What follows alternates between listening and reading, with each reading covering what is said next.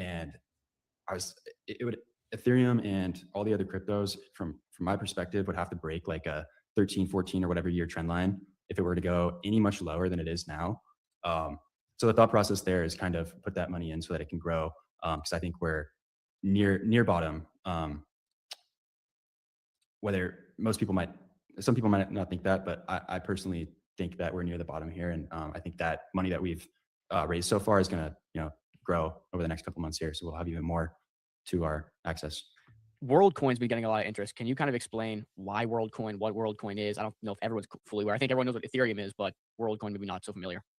Yeah, so WorldCoin, there's a lot to it, but the key factor here and the biggest unlock for the agentic economy is the fact that WorldCoin is the best by far.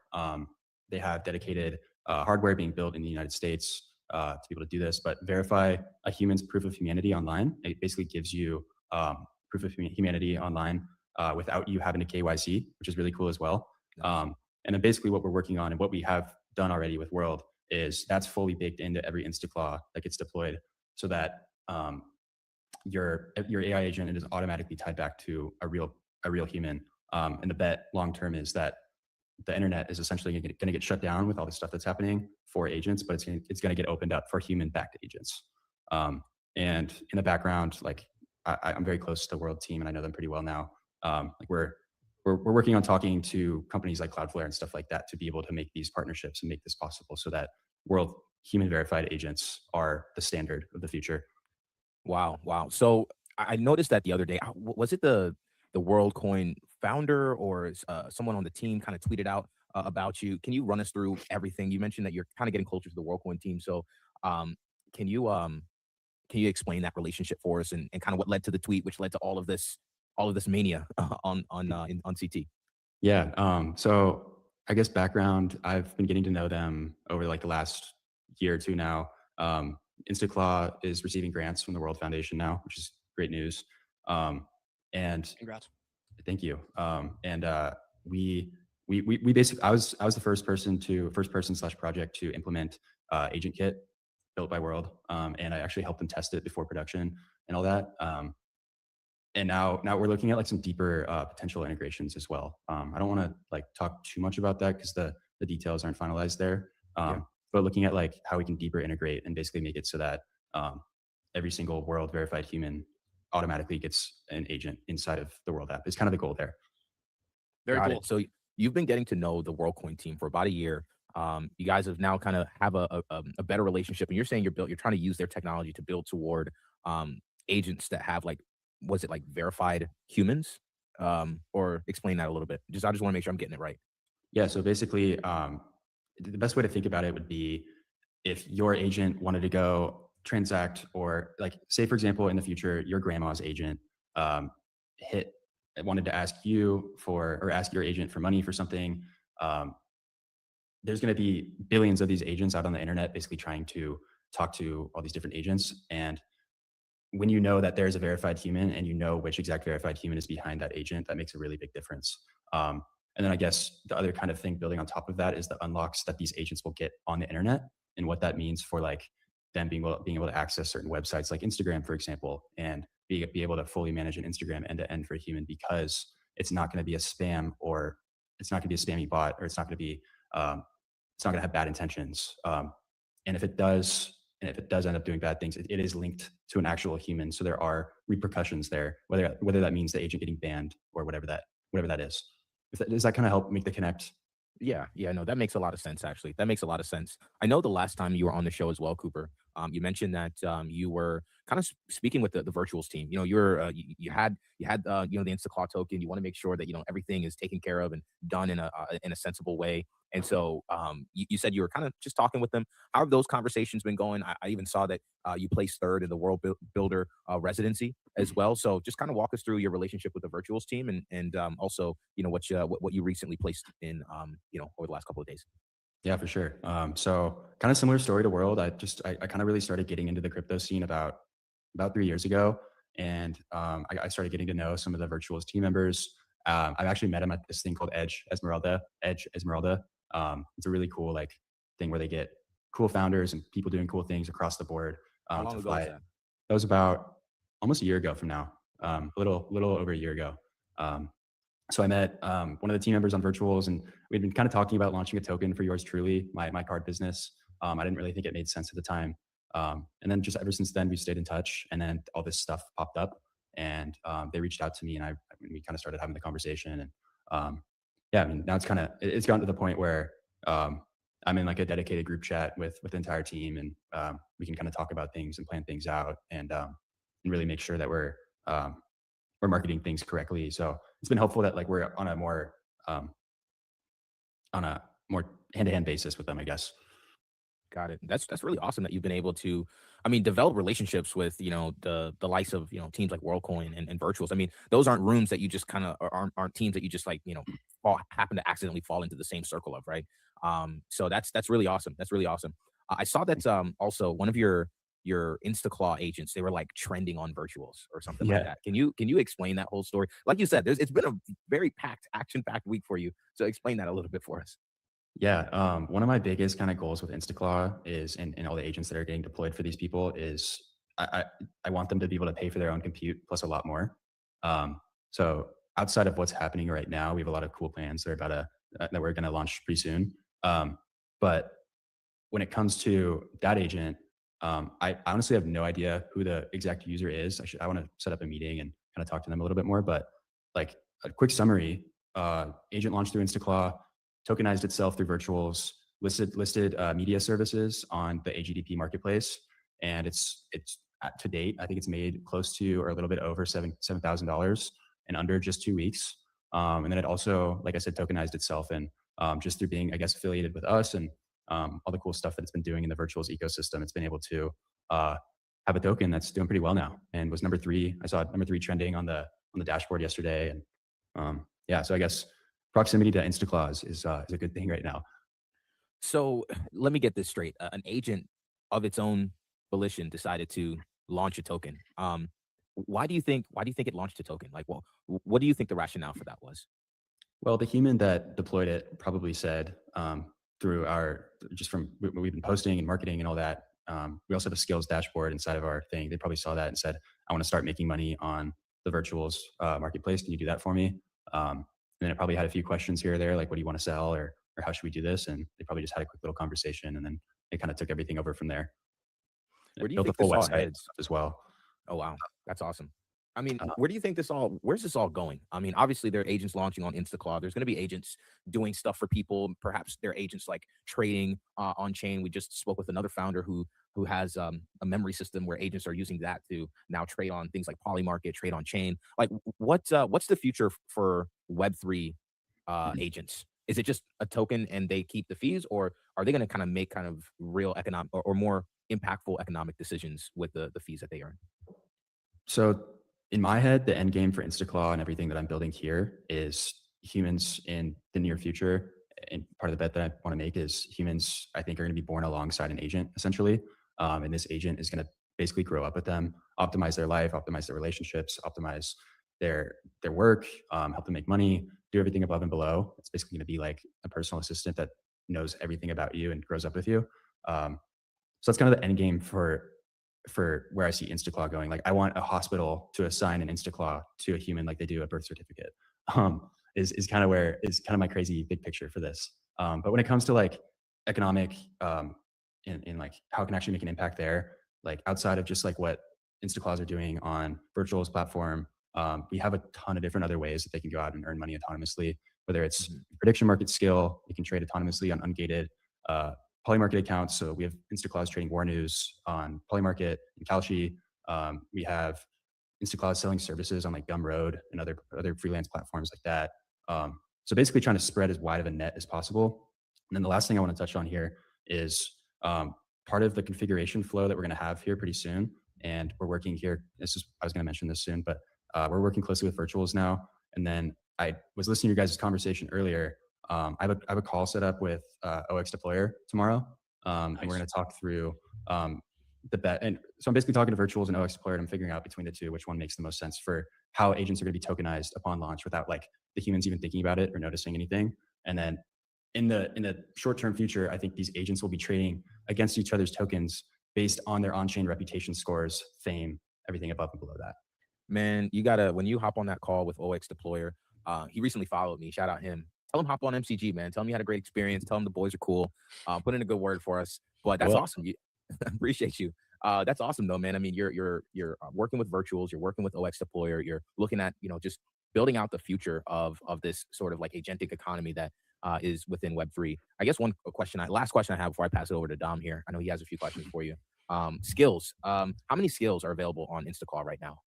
so Instaclaw is what an OpenClaw is exactly. And whenever OpenClaw updates, all Instaclaws automatically update. And then on top of that, myself specifically, and then I'm actually going to hire a pretty crack developer here soon to help me out with things. But we have about 22 or 23 custom built skills like the polymarket trading, Higgs field AI video generation. I could run through a few on the list right now if you want me to do that. But yeah, 22, 23 custom built skills. Most of them are really focused on letting your agent go out and earn for you and pay for its own compute a lot more. It's kind of the goal there. So like some of the skills, e-commerce, lists and sells products on Shopify and marketplaces and manages entire Shopify end to end. Working on a really cool case study here that we're going to start posting about there. Clawlancer picks up bounties and earns crypto on the Clawlancer marketplace. Virtuals AGDP finds and completes jobs on the Virtuals AGDP marketplace. Solana DeFi trading trades tokens in Solana via Jupiter and Pump Portal with built-in safety rails. Prediction markets trades at Polymarket, Kalshi. Freelance and digital products, sell services, digital products on Gumroad, Fiverr, and Upwork. Language tutor, gamified language lessons personalized to your life. A private Duolingo that knows you better. Director skills, so it can make like full-on movies, and like you could generate a video, a dance, and then just keep telling it to extend it and extend it and extend it, and it like intelligently basically knows like how to bridge these scenes and how to like actually make it hit. So we're like configuring all this stuff in the background, voice and audio, so it can create stuff with 11 Labs, brand design, remotion. There's a ton, so I could keep it can like full on coding, so it can create full on websites, apps, and all that. I got a butt in here real quick. You have all these products. Are you like making these individually, or how are you creating all these products? Is it autonomous? Like there's a ton here. So the open source community is kind of what makes this possible. A lot of the skills and stuff are open source skills, like super popular open source skills that we've pulled in from repos, and then we kind of build on top of that. So that's what really makes all of this possible. Because otherwise, like everything you're seeing would not be possible with just myself sitting here behind Cloud Code and all that. I want to ask about the open source. We see this model of new funding where it's like, okay, trading fees kind of pay for, some open source product. And now you have this guy that's created this open source product sitting on all these fees.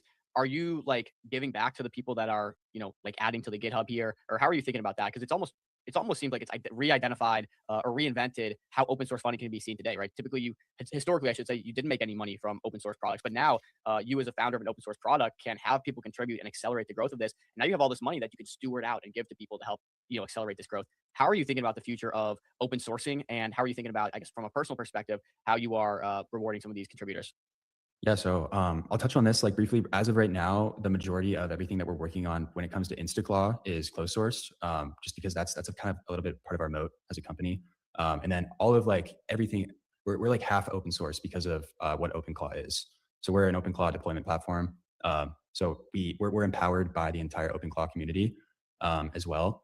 So yeah, I think in the future, definitely open source ourselves and then be able to contribute and give back to those people. But as of right now, I think with how fast everything's moving and all that, I think keeping a little bit of that behind closed doors is a good bet for our company. Very nice. Very nice. I had one question for you. Users, like what's the user numbers looking like? Any high level numbers you can share with us? Yeah, so we're sitting around like 25K MRR right now. We have about 327 active agents deployed at the moment. And yeah, I mean, the daily active users and has been basically doubling every single day with all the traction that we've been getting. So yeah, the goal is basically just keep growing that number and keep deploying more agents. And with some of the partnerships that we're working on, I think that's going to be, those numbers are going to continue to keep going up fast, which I'm really looking forward to. And when it comes to like, because this is an OpenClaw deployment platform, so is it like, how easy is it? Is it like a one-click deployment, or are there like a couple steps? Walk me through briefly. Or if you would like to show the platform, you can, but no worries if you can't. I can totally show a sneak peek inside of the dashboard and all that. Let's do it. I was going to log in here. I hadn't logged in before. I just, it was a few steps. So I just wanted to make sure we got that up on the screen and showcased. Yeah, for sure. It's like you say one click, but it's really like you have to click to like pay for your subscription and stuff as well. So like there are a couple clicks in there, but like really it is one click in the fact that you get your Telegram bot token, paste it in, and then click done, and then everything else is already configured for you. I'm just going to share my screen here. Yeah, no worries. We'll pop that up whenever you're ready. Just give us the thumbs, or just let us know, because I don't want to like leak anything. Yeah, I have a million tabs open right now, so I'm going to put this on a fresh Chrome browser real quick. There you go. No worries. You sound like me. I got a million tabs up myself. I feel like that's just how we operate. While you're doing this, maybe you can touch a bit on, this tweet here. You said one of our agents, Aerognot, just paid for 20 years of its own compute in 2 weeks. How are you thinking about agents paying for their own compute? When you say it just paid for its own compute, is just, it made this money and it constantly went and paid for it, it like set up its lifespan here? Or is that, okay, it banked this money, now we're going to continue to just give it its own compute? Like, what's the thought process here? In it paying for its own compute, we don't have the backend technically set up to where it's paying for its own subscription quite yet with Stripe. But that's definitely on the roadmap. In saying it's paying for its own compute, it's basically just saying it's made 20 times what it's going to cost to run. So yeah, did that fully answer the question? Sorry. Totally made a lot of sense. I was just wondering if it was like, okay, I'm an agent, I'm going to die if I cannot pay for my own compute here. So like I'm trying to survive at any means possible, or I'm earning all this money and then my creator can go and pay for this for longer. Also, it mentioned 7K earned so far. This is like a massive trend that's spinning up, is agents creating apps, having studios, like doing all these different services and making money. You got Kelly Claude, you got Felix, you got Anti-Hunt, maybe not Anti-Hunter, but you got so many. Like I can just go off a list here. How are you foreseeing this in the future of having like these personal agents that go and just have their own businesses and earn you money as a creator? I think that's really the future, and I think that's just going to continue to become more and more apparent every day. And that's really what I'm working toward with everything with Instaclaw. I think the real value in these agents is not just being something you chat to or get information out of. It's actually going out in the real world and making you money in like doing things of value. Even if it's not making you money, it's doing something that's valuable to you and making your life better. That's really the underlying goal behind a lot of the stuff that I'm doing here. Yeah, awesome. I'll pop your screen up here. And so let's go ahead and walk through that. If you're ready, I'll actually make sure. No, yeah, we're all ready. Okay. Awesome. So yeah, this is like the main little dashboard that you pop into right when you get in. I can't show you here because I already have my account set up, but immediately right when you get in, a big thing that we're focused on is deeply personalizing your agent before you even talk to it, so it knows everything about you before you even speak to it. So one thing you can do that pops up here right when you get into this screen after onboarding is you can connect up your Gmail. And it goes and it basically parses through all your entire Gmail history. And this is an optional feature for people that are privacy concerned. But we don't store any of that data. It basically just reads all of that and then formats its memory empty on you specifically. So like right out of the gate, before you even message your agent, it knows everything about whatever's happened in your life in your Google account. We're currently working on a Casa 2 verification. It just takes a couple weeks, which will make that all even more official. But this is kind of like just little dashboard where you can manage some stuff here, but the real kind of better stuff kind of starts happening over here. So here's the command center. Outside of just talking to it on Telegram or whatever other messaging platform, you can also talk to it from within here. So you can kind of see here, based on the Google stuff it pulled off my Gmail, it has like recommended things here based on what's going on in my life. And you can refresh those whenever. So work on this. And is this dashboard in beta or is this like fully released? This is fully released and live for all users. And then it has a whole library of everything that you've worked on. I haven't done any, this is a test agent, so I haven't done anything inside of here. You can say I was kind of messing around with it earlier, but you can also chat to it like you would with Claude and stuff. This tasks page is more about recurring tasks and things you wanted to do on a recurring basis. So you could say, pull news for me every day at 9 p.m. about the war in the Middle East and send me an update at 9 p.m. or 9 a.m. And it'll go and do that and it'll send it to your Telegram. We're seeing a lot of people use OpenClaw for use cases like this. How expensive is it to run something, I guess, pretty basic like this, where it's like, hey, scan the news and report back to me at 10 a.m. every morning, or 9 a.m. Let's do pre-market at 9 a.m. every morning and give me all relevant updates. Like, how much does it cost to run something like that? I mean, for Instaclaw users, they wouldn't even really have to think about that on a basic $29 a month plan. This wouldn't even be something you'd have to think about cost wise. This is a very basic like cron job and basically backend setup. So this would be relatively pretty cheap. Something that would be more expensive, for example, would be like, so the thing that makes things like really expensive is like the heartbeat. So if you had like a heartbeat going on something every minute or every second to like check or stay updated with something, that's what would really make things super expensive. And we have like all these kind of cool like things built into the back end that make it so that you can't totally mess up your agent's heartbeat and get screwed on credits. Got you. That's more of like a one-time scan. Probably scans at like 8:45 and then has everything ready for you type of deal. This one we could probably ask here. Fine. How you just say scan every 5 minutes, Okay. and then you can update this if you wanted to. But yeah, and then you can go to the heartbeat. So like I was just talking about, you can fully manage your agent's heartbeat and get like a visual on that, see kind of how much credits it's using, and get like an overview of how this all works. You can update your heartbeat with natural language, or just use like the slider, and it'll update your heartbeat. And then we have our earn page. Here's some of the ways users can earn with their InstaClaw. It's a whole basically configuration thing. It tells you how to set it up. A lot of the stuff we just recommend you just talk to your agent about it inside a chat, just by saying something like register on ClawLancer, ask me what I want your marketplace name to be, virtuals, and then prediction markets. And so yeah, and then here's a skills page. I think something that's going to be really big in the future is becoming more platform focused, and we're going to allow users to monetize skills that they are creating with their agents and post them to the skills marketplace to all other InstaClaw users, which kind of just helps me out on the dev side of things. So I like everyone that is creating skills with their InstaClaw agent now gets to like publish those custom skills that they're creating into this marketplace that other users can then use inside of their own. So let's actually talk about that fee model real quick, because I want to get your whole knowledge base on like what the addressable market is here, and how you guys plan on earning money, the economics around the business. What's like the core for you guys in terms of earning money and being profitable? Yeah. So we make, I would say we probably make around, it depends on like the model or the plan that users select. On the base plan, we don't really make very much margins there. Our kind of goal is to get people to experience what InstaClaw is on the base plan, if that's what they prefer to start off with, and then kind of see the value and then upgrade to a larger plan to where they can actually make like automate meaningful things and have it be fully, truly autonomous 24/7. Just because on the $29 a month plan, you get limited a little bit. But the goal with that one is to really let people experience and like get and like get the in and then kind of build them up into taking over more stuff. It seems like you're kind of targeting everyone here. I mean, I think back to something really interesting you said at the start of the call, and it was like, ideally, we want we want this to be like a birth certificate. When someone's born, they're just like assigned an agent with persistent memory and all that good stuff. Who are you addressing? Like, who is the target audience for these services? We're still kind of honestly figuring a lot of that out. We have users across the board doing a bunch of different things, from polymarket trading to managing Shopify stores to.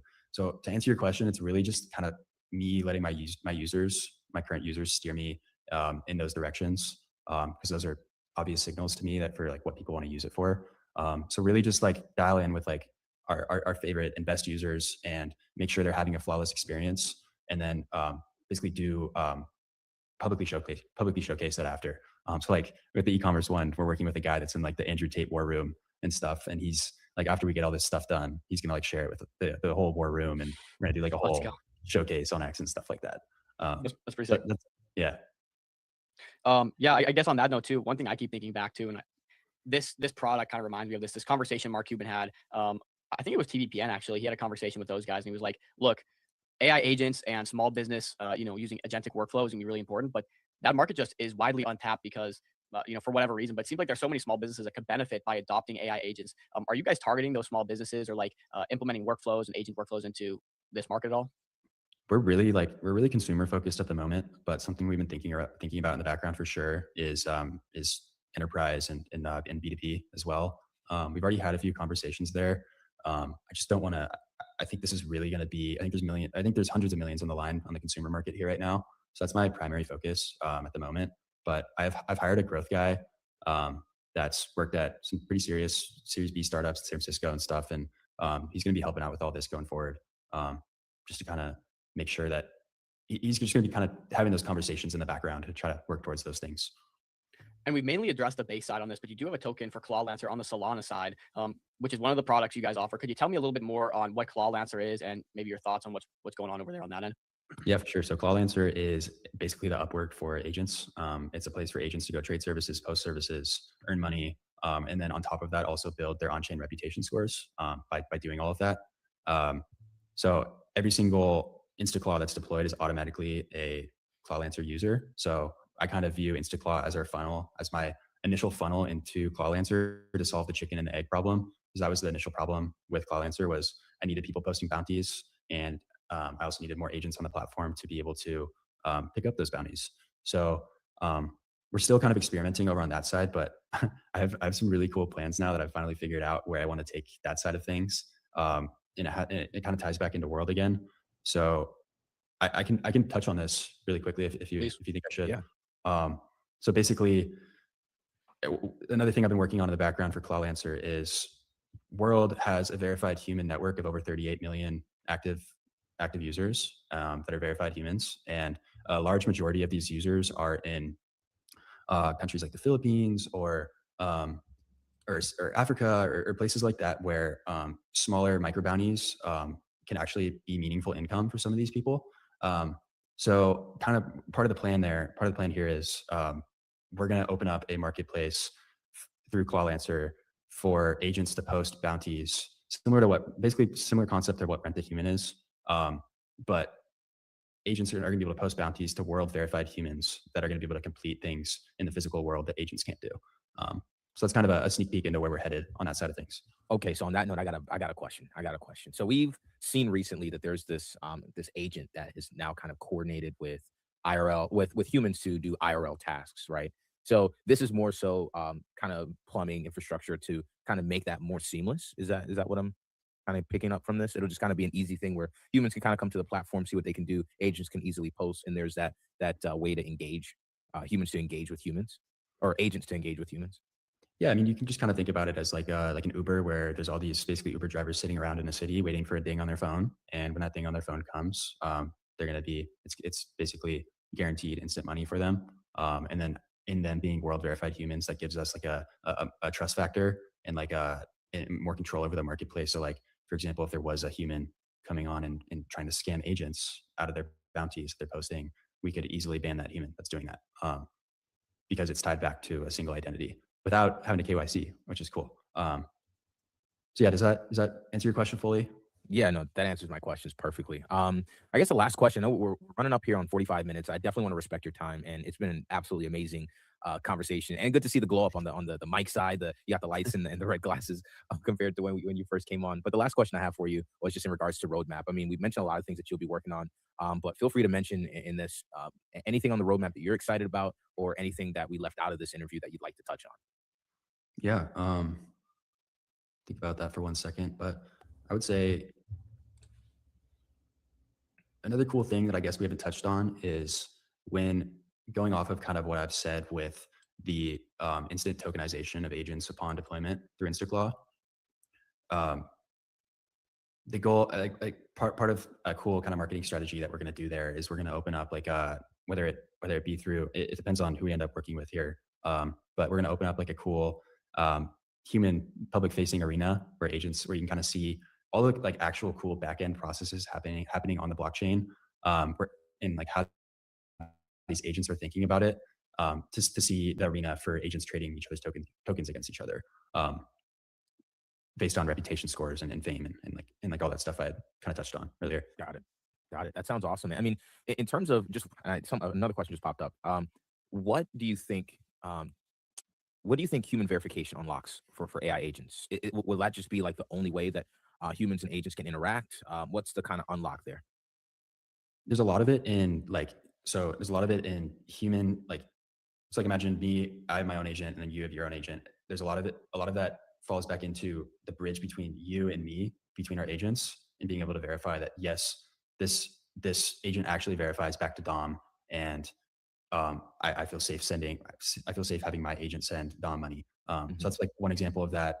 And then another one is like a lot of this stuff is, or like I would say a quarter of it is speculative in the way that I fully believe in the next couple months here, this agentic stuff is going to get so out of hand that a lot of websites are going to put extra like blockers, and they're going to prioritize blocking agents from doing things on their website just because it's going to get out of hand as more and more get deployed.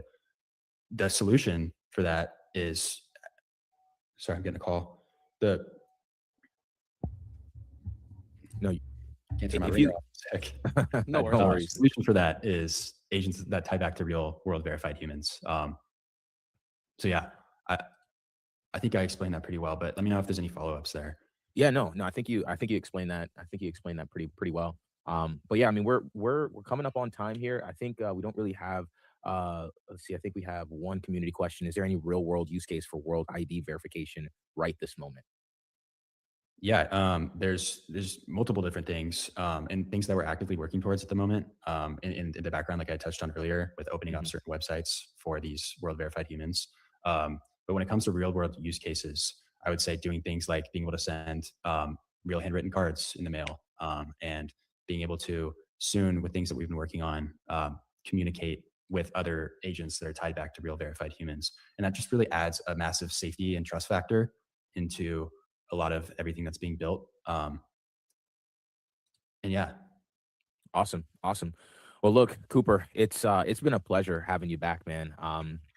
Oh yeah, Darth Inferno Chill, sir. One about the memory as well. He asks, how is the memory managed? The default MD files or vector DBs? Turn into mindless vassals who now they look up to some twit instead of looking up to Thomas Jefferson or looking up to Nikola Tesla or looking up to Magellan. I mean, kids, Magellan's a lot cooler than Justin Bieber. He circumnavigated with one ship the entire planet. He was killed by wild natives before they got back to Portugal. And when they got back, there was only...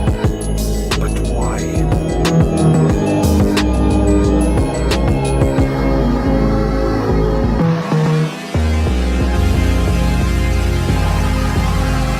$22 million in 3 fucking hours!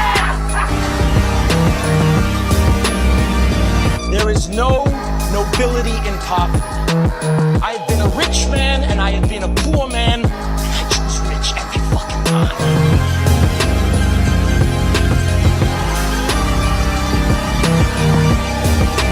The real question is this: was all this legal? Absolutely fucking not.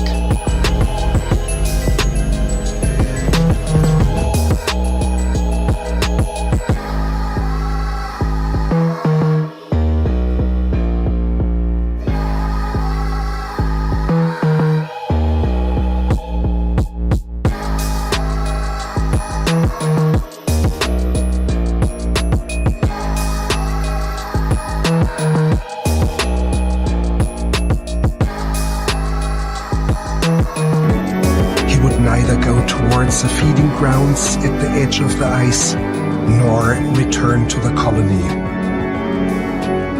Shortly afterwards, we saw him heading straight towards the mountains, some 70 kilometers away. Dr. Ainley explained that even if he caught him and brought him back to the colony, he would immediately head right back for the mountains. But why? What's your dream? To go away. To go away. That's great.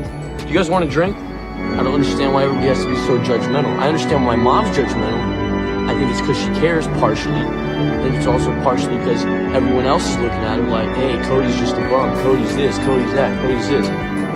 Cody's me, bro. Let me be me.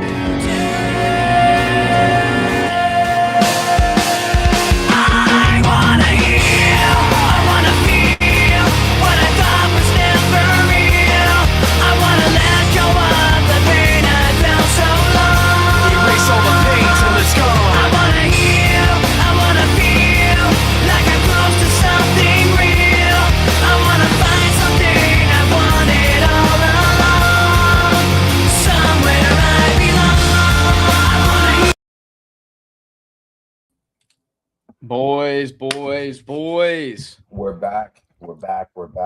GM, hope everyone's doing well. All right, you are using the wrong microphone, my boy. For sure. All right, GM.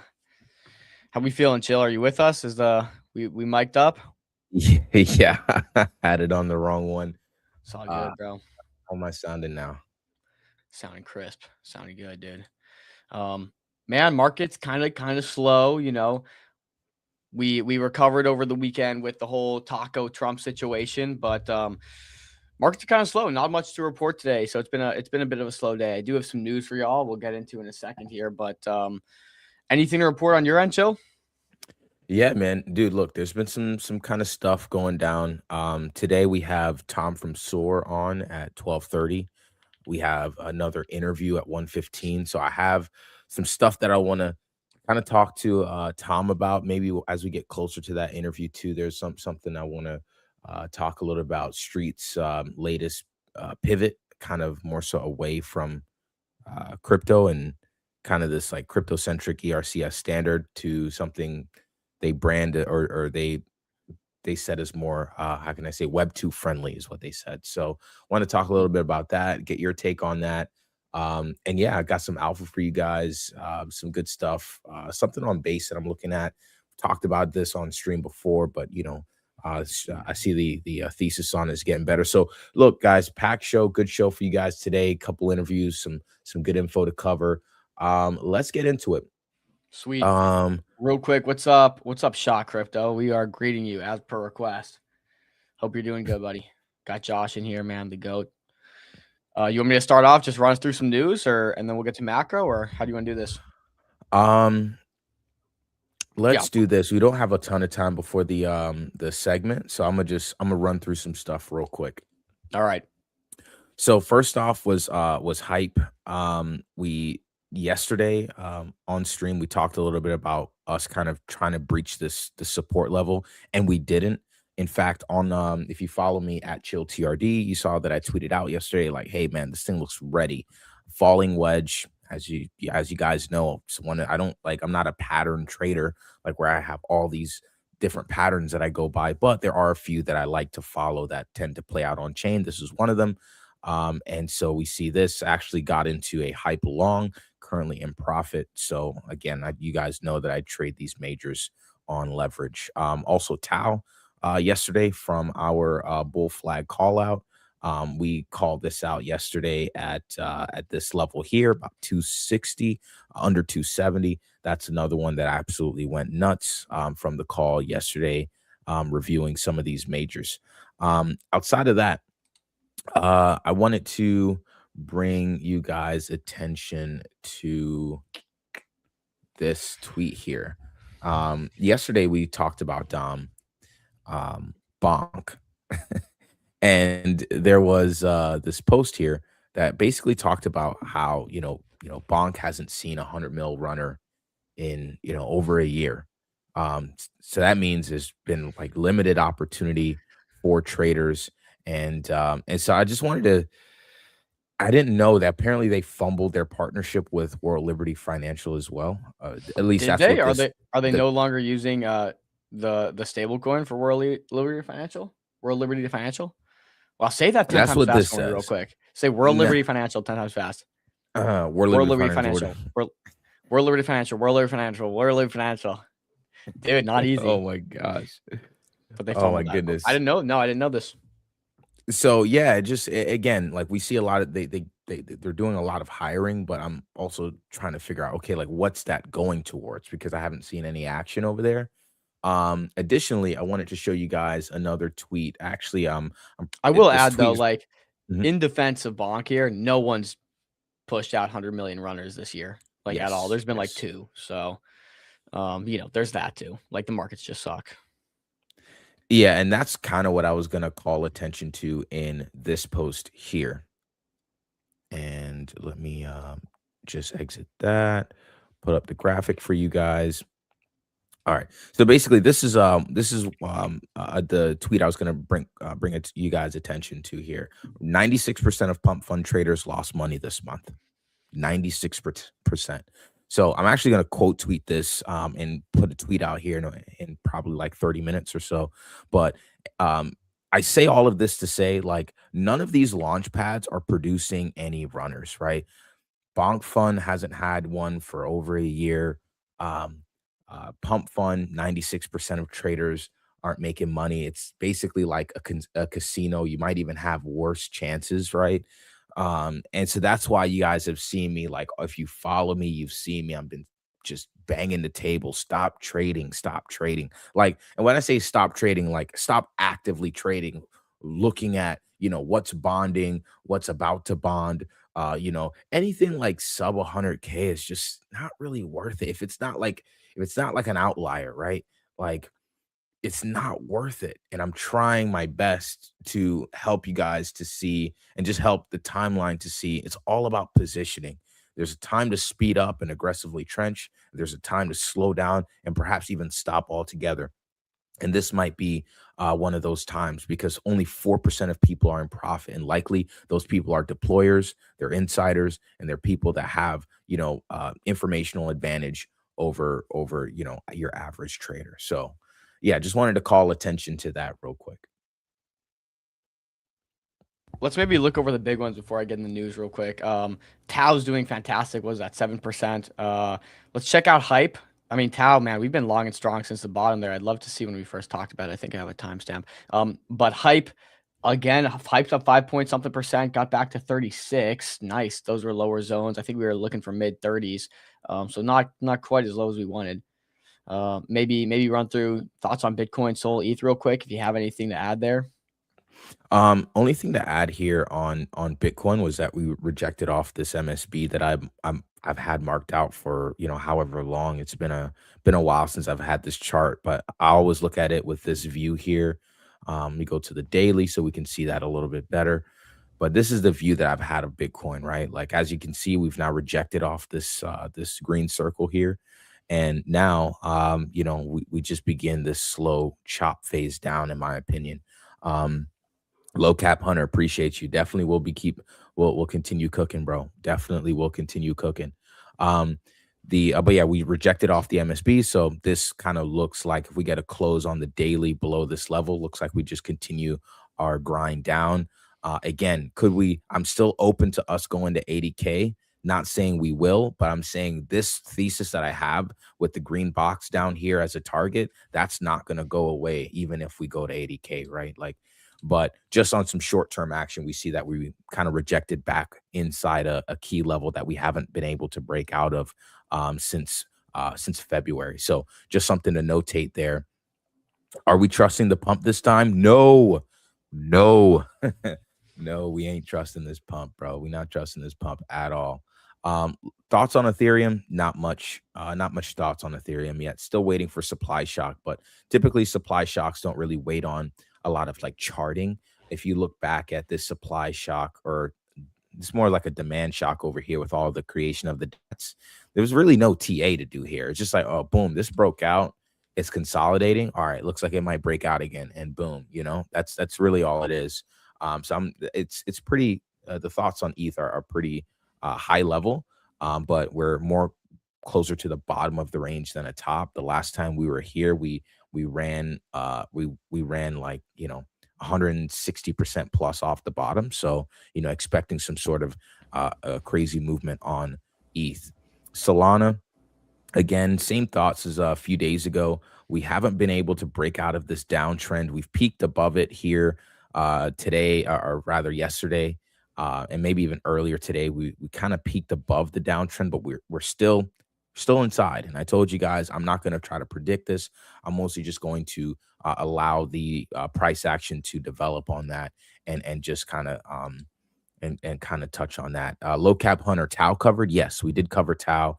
In fact, yesterday we called out Tau on the 8-hour chart here, right at this green line at these lower levels. We called out Tau yesterday. So yeah, we covered that earlier today, just a few moments ago before you entered the stream. Remember, low cap, here's kind of the thesis here. We're looking at the money flow kind of pattern in crypto, right? So you have, when you're in a bear market, you get, of course, the high caps running first, or the majors, I guess I should say, then high caps, mid caps, low caps on chain. We never really got that on chain season this cycle, but we're following that same thesis now. So we have like a handful, I guess you could call it the MCG basket of stuff we're watching. It's going to be Tau, of course, kind of covering that AI X crypto convergence. That's where we think Tau really fits in. The subnets are getting a lot of attention. Templar specifically getting a lot of attention.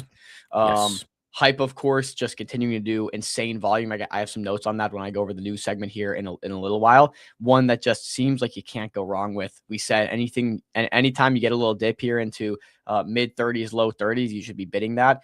It seems like volume just continues to grow. For perps, specifically for the ability to trade commodities 24/7 here and have illiquid assets like weekend assets that you typically can't trade available to trade. And we're seeing people make stabs at that, right? Securitize, just partner up with the NYSE, of course, to do something similar for securities to make them 24/7 tradable, along with some other stuff we'll cover later today. But that's kind of a hype thesis. Zach, of course, the privacy thesis. If you think we're going to get a massive influx of on-chain activity and people moving on-chain, whether it's banks, stable coins, whatever, you could assume privacy comes with that. So that's why Zach's in there.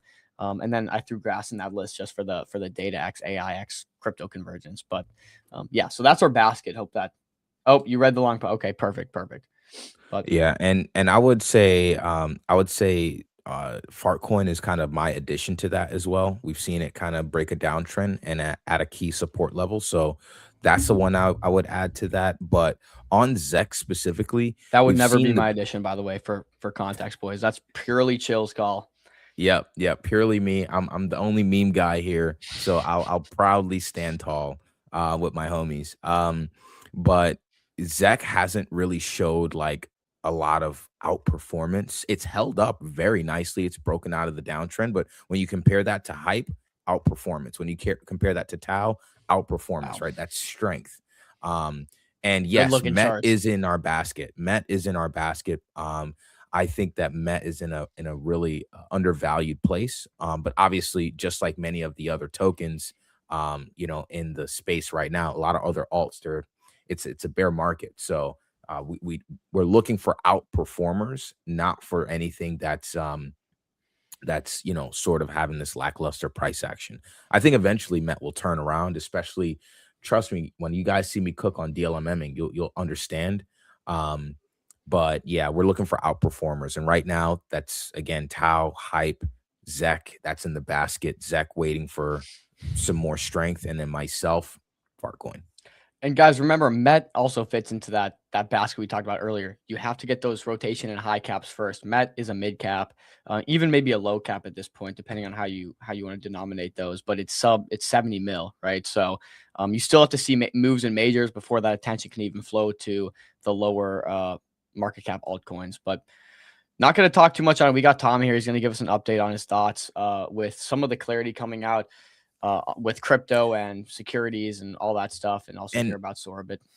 Real quick, this may or may not be appropriate to share while we have Tom in the waiting room, but I think it brings up a very important conversation that I want to ask Tom about. So to just kind of intro his segment, let me share a video of an update that we got from Street, and I want to get Tom's take on this, just from a purely not competitive standpoint, but more so from a legal framing standpoint. And I want to get your thoughts on this. This is the founder of Street, and he went on he went on a stream the other day, and it happens around here about 3:20, 3:25 or so.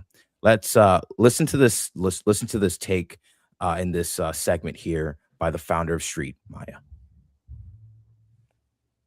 You gotta unmute that. We decided we need to brand ourselves more Web2 friendly and get away from kind of this crypto angle that we had initially.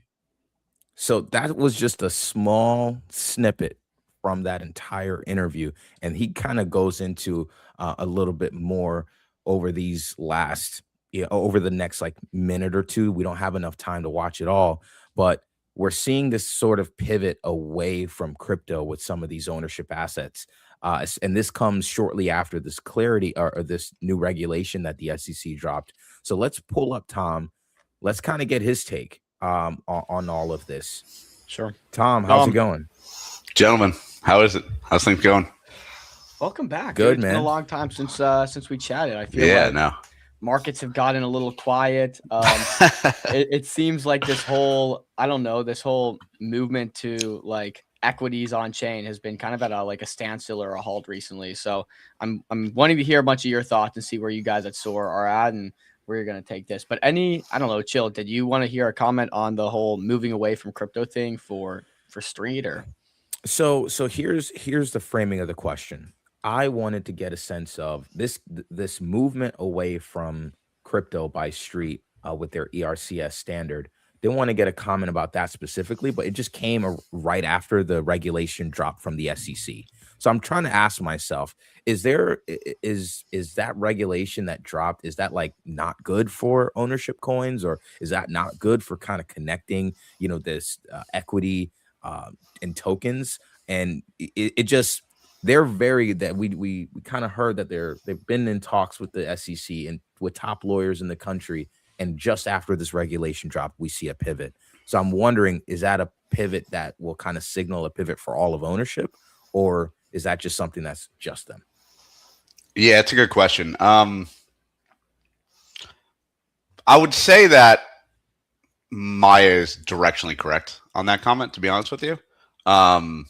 My general take would be that clarity is really good, but what they're saying right now is still, it's not a full framework. It's not written into law.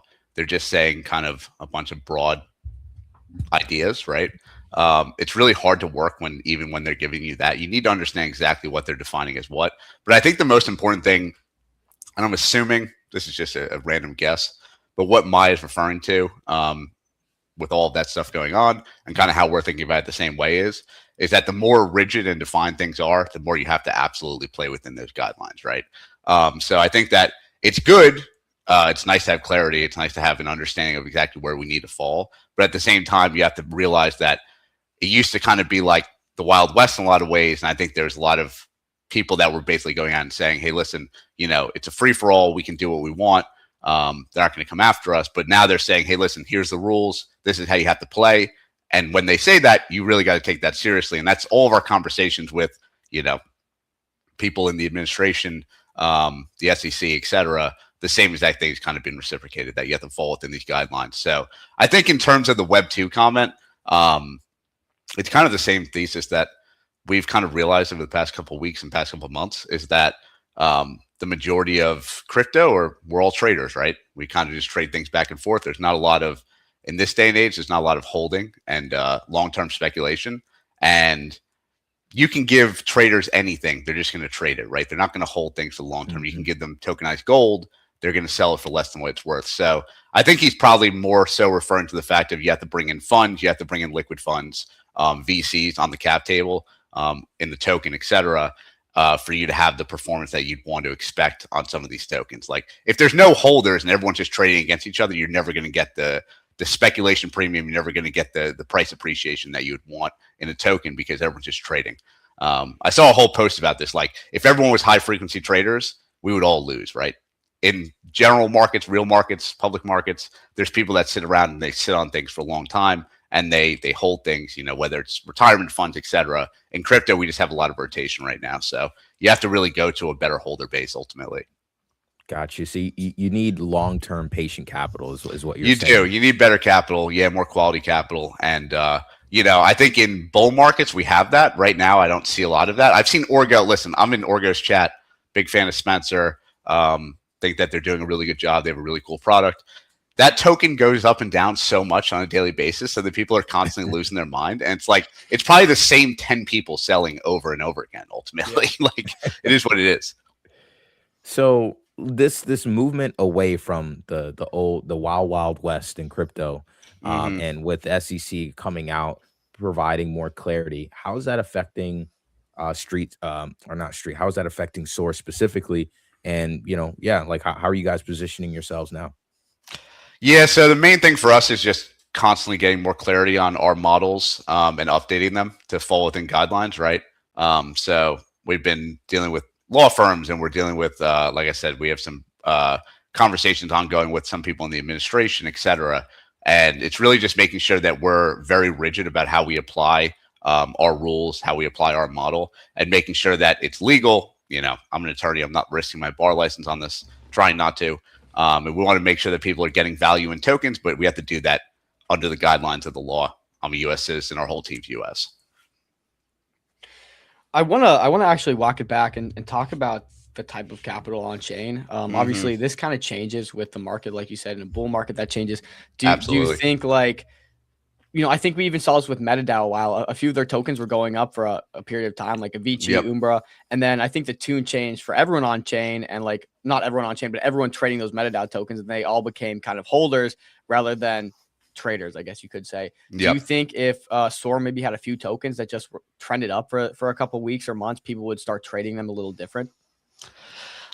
I would say yes, short term. My concern is you've still seen with MetaDAO, you've seen with everything pretty much, right? Even Kled, which I was really surprised about because Kled is, a great product, obviously a beast.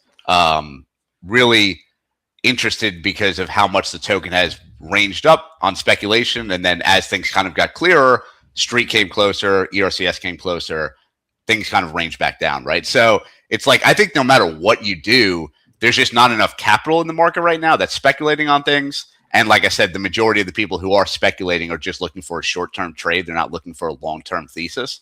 It gives you a better base, the few people that hold. But I think no matter what you do right now, you have to bring in outside capital. You have to bring in people like, listen, when you're an angel investor, you're a seed investor, you're looking at like 3, 5, 7-year timelines, right?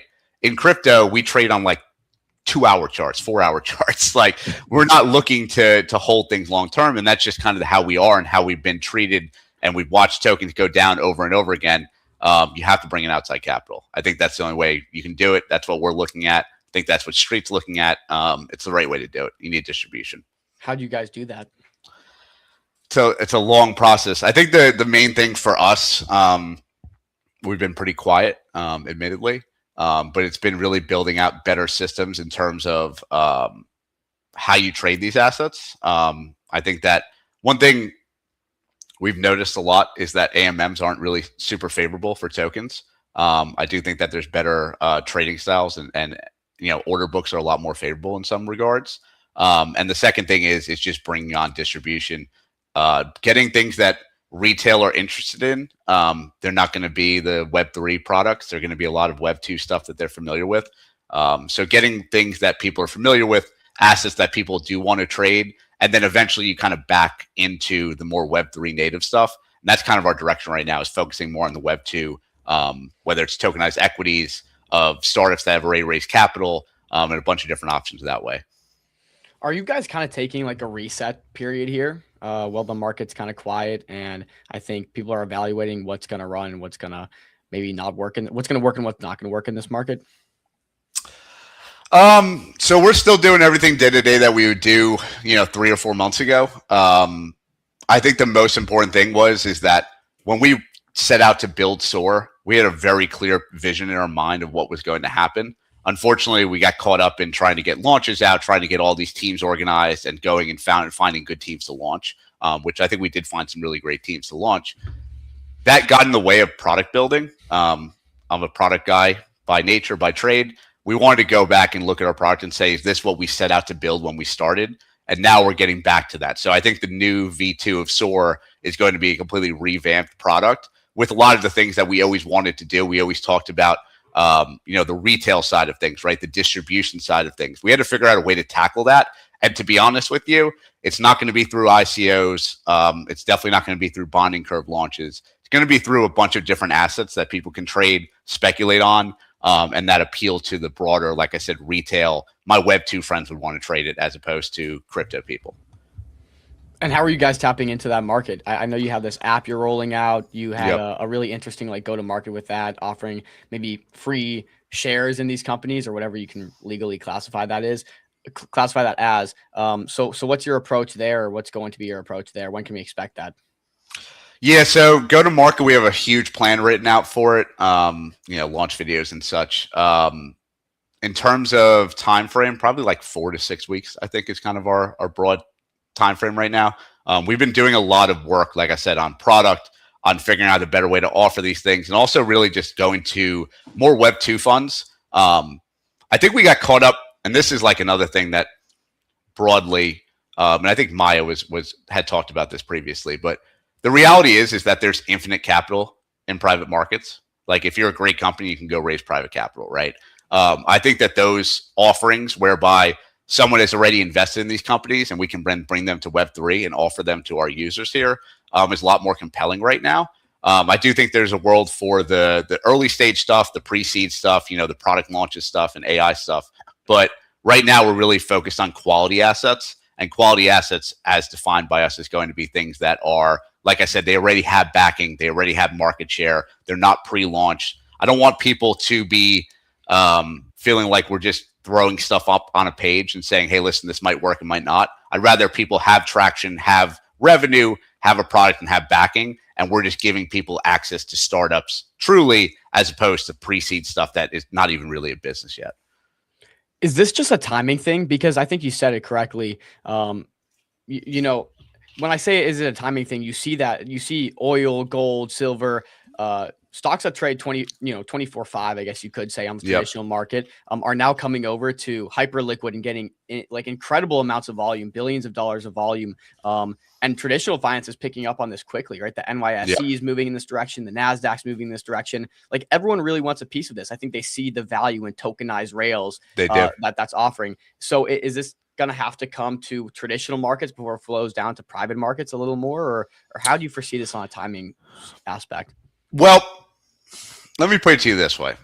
We've done a lot of soul searching in the past couple of months and trying to understand exactly what this would look like, right? And I've talked to a lot of people. I think a lot of our competitors have done so as well. And when you go look at even things like Hive and equities and those type of products, right? Forge, they're all pre-IPO stuff, right?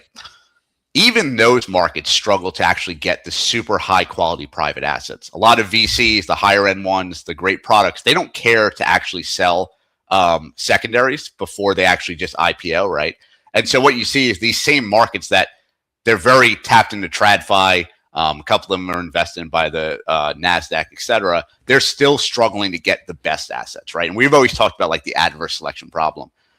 The adverse selection problem is extremely real. And I don't think that it's going to be solved anytime soon. When you have this much capital in private markets, you can get capital anywhere. You don't need to tokenize. You don't need to do this or that. You don't need to sell secondaries, right? How do you fix that?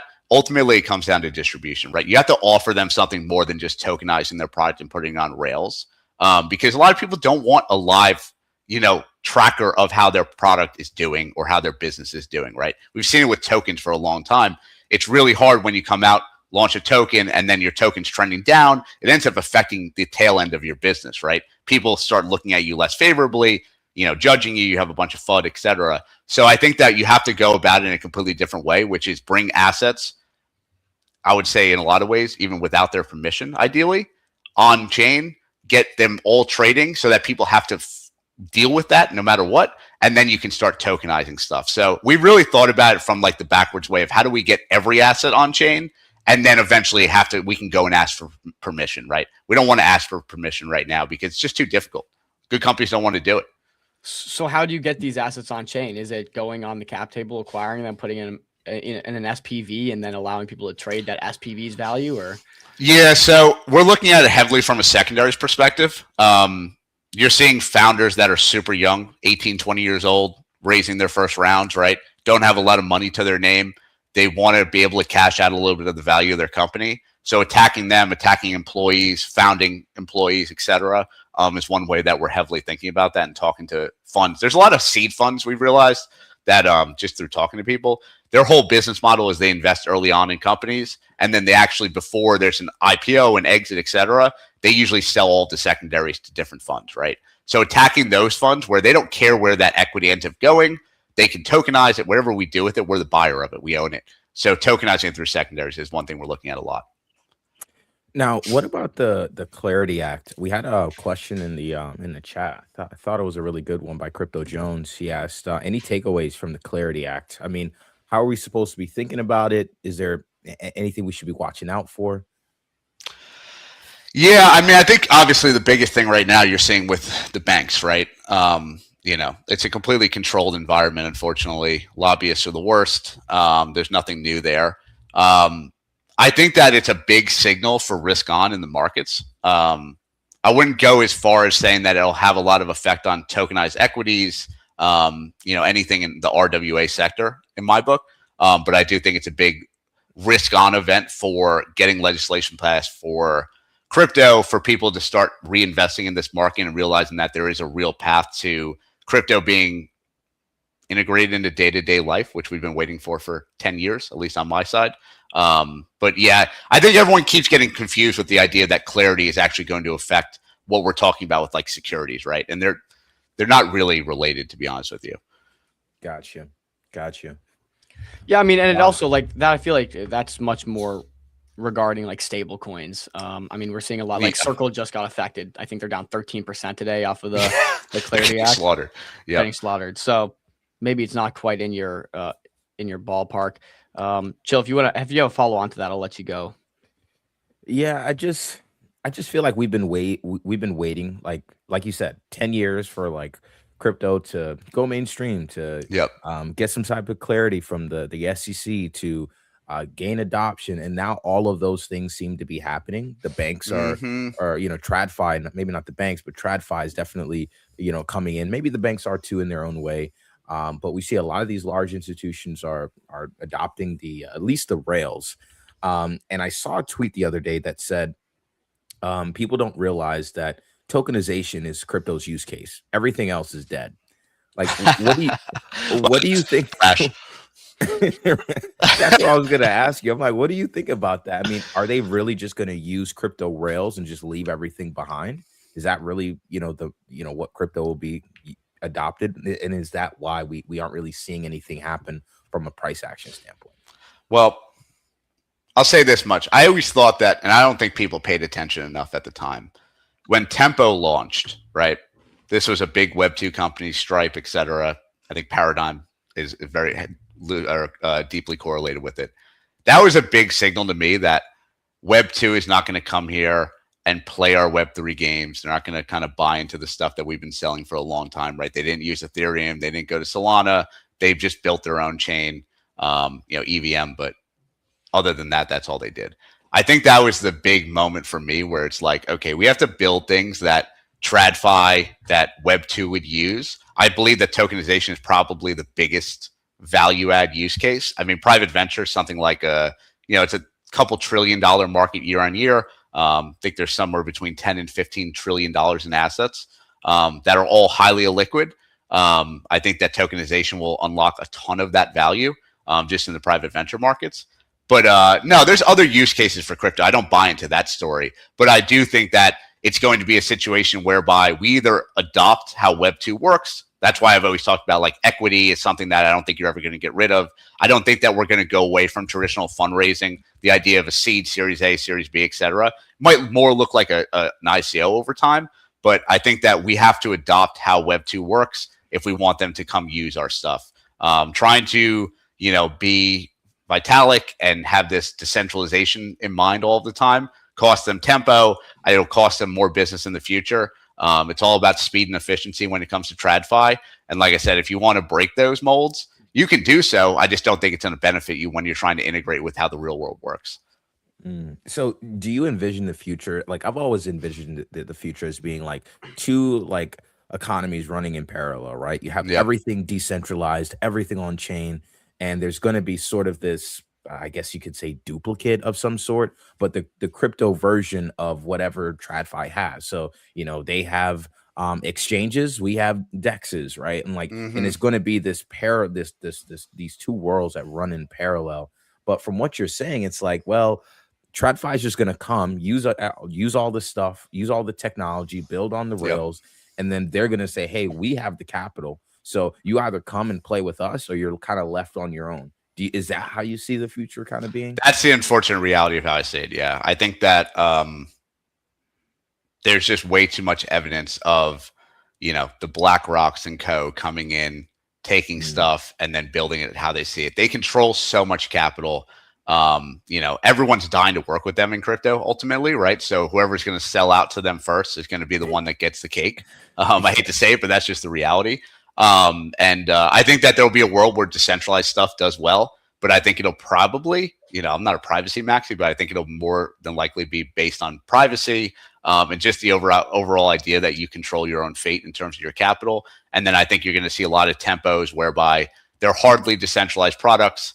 And that's where most of the TradFi stuff runs, because decentralization and efficiency are two things that contradict each other, right? Like you can have a decentralized network, it's a lot slower, it's a lot less efficient, or you can have something that's run on like a mega ETH where it's just run on one sequencer on basically a server, and it's extremely fast. It operates like TradFi, and you just can't really merge those worlds too much. No one's really been able to do it too well. I guess Solana's done a good job.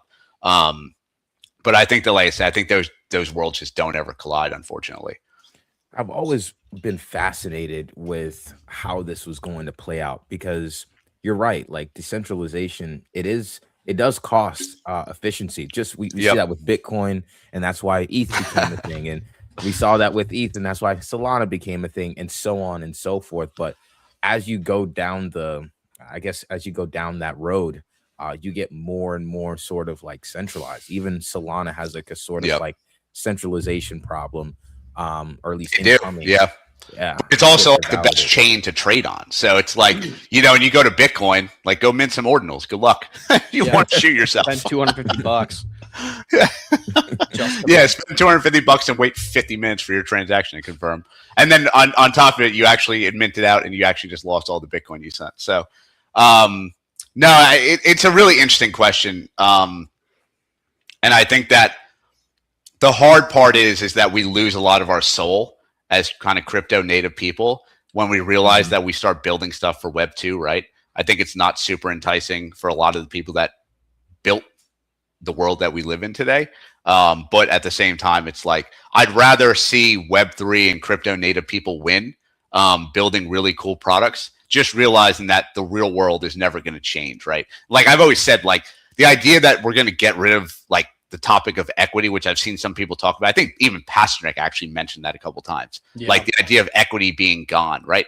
Equity is how the entire world runs. Like it's been around since I think the 1200s, and even before that in like Roman times. It's never going to change. And that's fine. Equity works really well. And like, we don't need to fix things that aren't broken, right?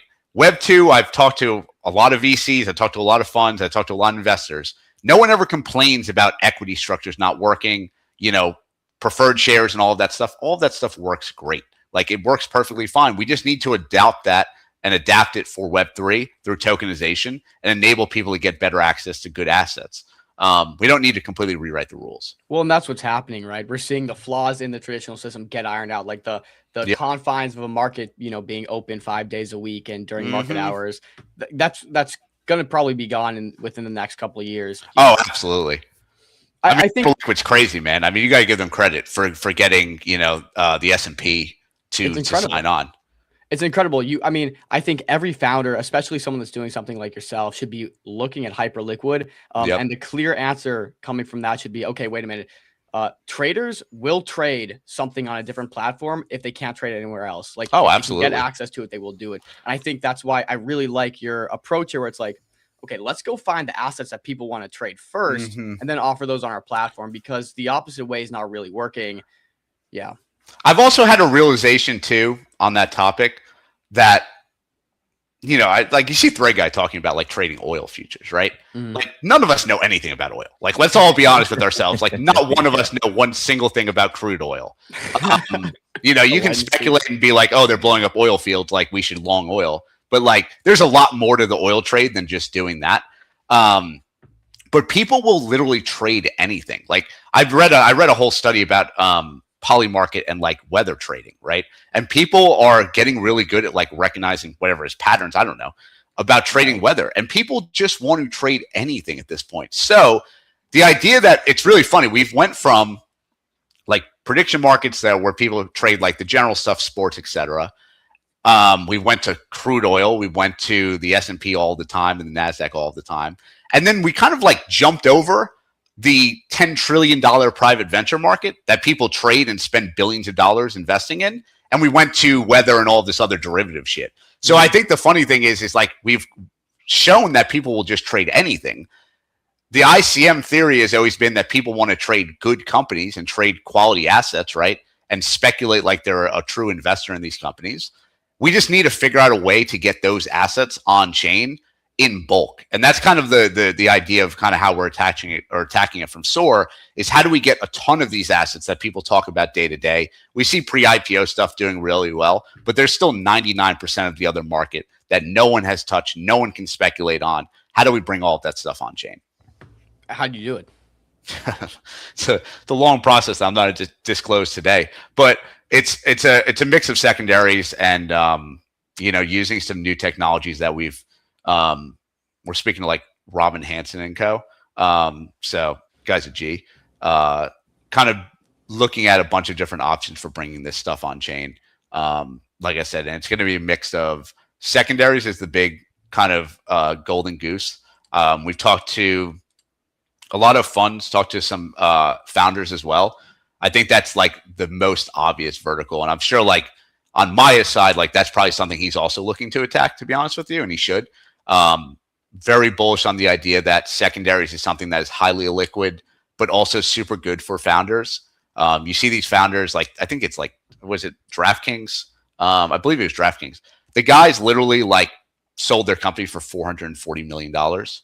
They did not make one single dollar. They paid back all of their investors. They never took secondaries because back in the day it wasn't allowed, and they walked away with nothing, right? So you built a $400 million company and lost money. So I think that's really healthy for people within reason to sell some of their equity as their company appreciates. I think that tokenization is one great way to do that. And what it also does is it enables you to separate the idea of like managing and running a token. You just have the ability for people to get access to your company, but you're not managing it. You're not interacting with those people. It's no different than just going on like a pre-IPO. Like if you're on Hive, you're not like day-to-day managing your investors, right? You're just putting up your equity there and then you're walking away and running your business. So I think that's where we have to get to, right? Like you don't need to manage a token all the time if we're just trying to get people good exposure to great assets. Right. And again, like think about oil. It's getting all this trading volume. There's no one here to comment on oil and give updates on the like people are just finding their own reasons to trade it, right? People just want to gamble, man. Like that's kind of like the unfortunate reality is people just want to take shots on random stuff. And so this has always been pretty obvious to me. Like the best people positioned to bring these markets on chain are, these big funds. And I think of something like A16Z, like why don't they do this? Because there's so much secondary trading volume that they would benefit from offering all of the companies A16Z invests into to the public. And, the people want that exposure, right? A16Z is looked at like the golden standard of good investments and early stage venture, right? Like, why don't they do something like that? Because the entire system runs off of not doing that, right? When you're a fund like A16Z or any large venture fund, especially early stage, your whole goal is to mark up your investments and walk away net positive, right? And most importantly, what these funds do a lot of times is they invest early, rounds get marked up, they raise new rounds, Series A, Series B, whatever it is. They're then going and raising their next fund, right? And when they raise on their next fund, they're not saying, hey, listen, we have the cash in the bank. They're just saying that our portfolio based on the current numbers is we're up, 300% on this investment or whatever it is. So the entire model actually fights against that. That's why we haven't seen anyone even talk about doing it, because they don't want this stuff to be liquid. They don't want people actually being able to trade it back and forth because it'll kill the value and the premium that they get. And it's the same thing with like why founders, we talked to a lot of founders, right? Why they don't want to have a tokenized quote unquote asset of theirs trading, because they're like, well, what if I go raise another round and my token's at 10 million? I'm trying to raise in a $40 million round, right? It blocks them, at least mentally, from raising that next round. It's a tough problem to solve, man. We just have to break through. Like I said, you have to get distribution, and you're going to have to start with not the best assets. Like I said, I think CLED in Oregon, some of the other cool stuff, CPT, I think is another one. Really cool stuff that should not be tokenized, but we got the opportunity to trade this stuff. And that will expand slowly until the point where it's kind of like a jailbreak and people want to tokenize. They want to use the liquidity early on. But I think we're still a pretty long ways away from getting to that final and winning game. Yeah, it's a fascinating conversation. Yeah, it's so frustrating, man. I mean, like I've had so many of these conversations. I'm sure Avi has. I'm sure like the guys at Superstate and all these different businesses are. And like you're just not seeing that much movement towards this, right? We even saw like CLED got delayed and stuff like that. You are fighting against the entire fucking system when you're doing this stuff. We have to start somewhere. It's going to be a little bit slower at first, but I think we have a really cool way of doing it now. And I'm excited to roll it out in the next couple of weeks. Yeah, let's talk about that because we just got a few minutes before we have to jump here. But maybe just quickly walk us through, I guess, what you guys have been cooking up and what's coming next for SOAR. Cool. Yeah. So we're all out in San Fran. Whole team's in San Fran. Besides me, I was out there last week. We're heavily building on product side, so I think like what you're seeing right now on landing page is going to look completely different. Main attack vectors right now are secondaries, and also ways to go and tokenize a bunch of stuff and enable trading on a bunch of stuff that we think people actually want to trade, right? No different than what we were just talking about with crude oil. There's a lot of things that are in daily conversation that you're not going to have secondaries for today, but I want to enable people to trade that stuff. So we're building that right now. And I think the other thing too is, like I said, the experience of the mobile app is super refined. It's going to be a lot more social related. I think that when we're talking about going into this market of trading private companies that are very opaque, one of the coolest things that we can get is more information discovery. So enabling people to chat back and forth, do research on these companies, and actually understand more about these companies will enable us to get better price discovery on them. And you kind of need like a social hub for that. So the new app will be very social focused as well. Last time we talked, you said you weren't really interested in bringing some of these like higher valuation private equities on chain, like the Kalshis, like the SpaceXs. Have you guys shifted your stance on that at all, or you're still pretty much firm on keeping it to the much more growth potential high beta? Yeah, so I think that the Kalshis and there's a few like 5 or 10 probably pre-IPO type of companies are very large valuation companies that people love to trade, right? So I would say that the stuff that I always said, like, I think that people don't want to trade either super high valuation stuff that isn't super top of mind and conversation. They would rather trade the early stage stuff, right? But I think the Kalshis, the poly markets, that stuff, Anthropic, Anduril, all of that stuff we're going to work on bringing on for sure, because people just want to trade it, right? And that's all I'm trying to do is provide the best place for you to trade all of this stuff. But there is so much really cool stuff happening in the seed Series A stuff that I want to get people access to. That's always going to be our focus. Like, there's so much pre-IPO stuff out there, man. That's not going to be our goal. It's going to be the 99% of other stuff that isn't pre-IPO, that is true private market. Got you. Okay, so you're not really focused on, I mean, like you said, maybe you'll have some to attract the traders, but the stuff that Robinhood's doing and the other pre-IPO companies, which there are quite a good handful of pre-IPO companies, and you're going to go seed round, Series A, Series B type of opportunities. Yeah, definitely seed. That's kind of our biggest focus right now. I think that there's a lot of really cool stuff that's raising seed rounds right now. I don't know if you saw, but like Monaco a couple weeks ago was just like huge when they came out of stealth. I would love to be able to trade Monaco. I think that their founder is a great product. And we're also seeing, like, with the Robinhood stuff, Robinhood wants to do this stuff. Like, and that's what we've been telling people. Like, they want to be what we're doing right now. They want to be what Street's doing right now. They are just a large company. They have to be extremely careful.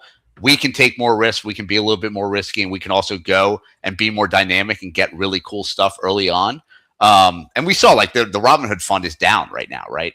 Because, like, no one really wants to trade ramp. Like, it's already trading at an IPO valuation. Like, just because it's not public yet, like, all the value has been sapped out, right? And that's what we've seen with IPOs in the past couple of years is by the time you get to being a public company, that takes, I think, 14 years on average now, all of the price discovery has occurred, right? And we've seen the same thing happen with crypto when we had everyone trading on Hyperliquid pre-ICO, right, or pre-TGE. All of the price discovery basically happens before everything comes out. There's no excitement at that point. So we have to get really cool, exciting early stage stuff on. And it's just going to take time and resilience, because you get told no a lot. You get told absolutely not all the time. So just keep grinding. That's all. Yeah, let's circle back real quick to this question Crypto Jones has. How does SOAR plan on attracting good capital that works to hold incentives or rewards? I don't know, maybe just touch a little bit more on like the process you're going through to attract that good capital, because I mean, like you said, there's unlimited demand for good companies, but you have to have the good companies on one side. And those also, you have to have the demand that's not able to just get access to these, being a fund or something. So how are you guys looking at that? Yeah, I just address it as basically you have two buckets. I think that the majority of us, myself included, are more traders. We're going to trade momentum. We're going to trade things short term and have an outlook or kind of a thesis for why things go up short term, right? And then you have liquid funds, you have true VCs, you know, private equity in general. Those are going to be the people that are going to sit around and sit on these bags longer term and have a true long term thesis. I don't think that we're going to convert all of us into holders again. I just don't see it. I think that most of us are trading, like I said, we're trading crude oil. So it kind of tells you where we're at in the market. No, you just have to go to these people. There's so many rounds that are overfilled, oversubscribed. Those are type of people that you'd want to get in. They couldn't get into the actual seed round, but they can trade the equity on chain, right? That's a great target. But it just comes down to distribution, man. I think that really is how you win. I think the Robinhood fund, what you're going to see, they're probably going to do another round of companies pretty soon. And what it's going to look like is that people are going to them because they get great distribution, right? They get liquidity for their company, for their investors very early on. And if we can do the same thing as SOAR, if Street can provide the same value to their customers and their clients and give these people liquidity, give them distribution and actually propel their company further, then you're going to be able to get the better assets. But it all comes down to a distribution game. And like I said, I don't think that we're going to convert our Web3 group and ICM traders into holders for the most part. I think there are some, but I think it's like 10 to 20% would be my guess. The rest of us are just trading momentum, and that's okay. Like traders, there's a world for traders. There's also a world for more patient capital. We need more of that on chain if we want things to run. We want to have the speculation premium. Yeah, we want to have more of like a 2021 type of experience versus what it's looked like in 2026 so far. Yeah, you can say that again. You can absolutely Tom, say that again. I think it's been an absolutely amazing conversation. We appreciate you stopping by. Yeah, thanks for having me, gentlemen. Always a pleasure. I mean, look, there's so much going on, some of it expected, some of it unexpected. I think the future that, all of us have seen at one point is slowly kind of like evolving as these new regulations and different ways of looking at the market come in. So, I mean, fascinating conversation. I'm actually going to go back and rewatch this interview. This is actually really good. And I want to flesh out some thoughts myself, but thanks so much for coming on, man. Tom, it just feels like we've known about this emergence for, like a year now, and now we're starting to see it really manifest in real life. We have the same vision for private equities, and we're ultimately going to see that happen. And it's like, we just want to know how we can capitalize most off of this, because it's happening, but the institutions and the banks are the ones kind of gaining the bulk share of I guess upside here. And we want the upside as well. So we're trying to figure that out every day, I guess. And hopefully SOAR can help us. It's really hard. I mean, I'll say this much, I never advise on early stage investing because it's just brutal. You get chopped up more than you win. Unfortunately, but I think that the reality is that if you have friends that are building in this direction, I think one of us or multiple of us are going to win very heavily. And I think it's always going to be bet on the rails, not bet on the single companies. That's kind of my general take. But I've seen I still see more people coming out and they think that they have an edge, I guess, in doing what we're trying to do, what Street's trying to do, and a couple others are trying to do, right? And to be honest with you, I'm 99% confident that the answer is in distribution. The answer is in just building out the best rails and the best way to get people on chain. It's not there's no magic formula. There's no magic fix to kind of what's going on chain right now. I think what Fair Club's doing is super cool, with holder stuff. I think that's very valuable. But unfortunately, I don't know if that's going to get you over the edge other than just continuing to work at and doing the BD and talking to all these great teams. And like I said, I think that the biggest thing we've just realized is truly that companies just aren't that interested in doing any of this stuff. A lot of them, primarily, if they are interested, it's because they can't raise capital elsewhere. And that's perfectly okay. I think that there's some really great stories that will come out of that. Not everyone needs to go raise from a VC to be successful, but I do have concerns that what that does do is it takes the 5 or 10% private company success rate and drops that even further, which is not what we're trying to do. We're trying to get people in a place where they feel like they have upside. And I think that rather than trying to play the VC, I'd much rather just play the venue whereby you can come and tokenize and get distribution and really thrive in our ecosystem and fully move away from the idea of these being tokens at all, right? It's just tokenized equities. They're just traded on chain. There is no DMing the founder at 3:00 in the morning and asking what the fuck he's doing. It's more of just, hey, this is a great company. I'm watching all of their social posts. Maybe we've done an AMA with him, but this guy isn't managing the token day to day. I think that's how we really start making progress in the idea of tokenizing great stuff, because these guys don't have time, man. Like, I mean, listen, if I had a token live right now, I would be dying trying to manage that.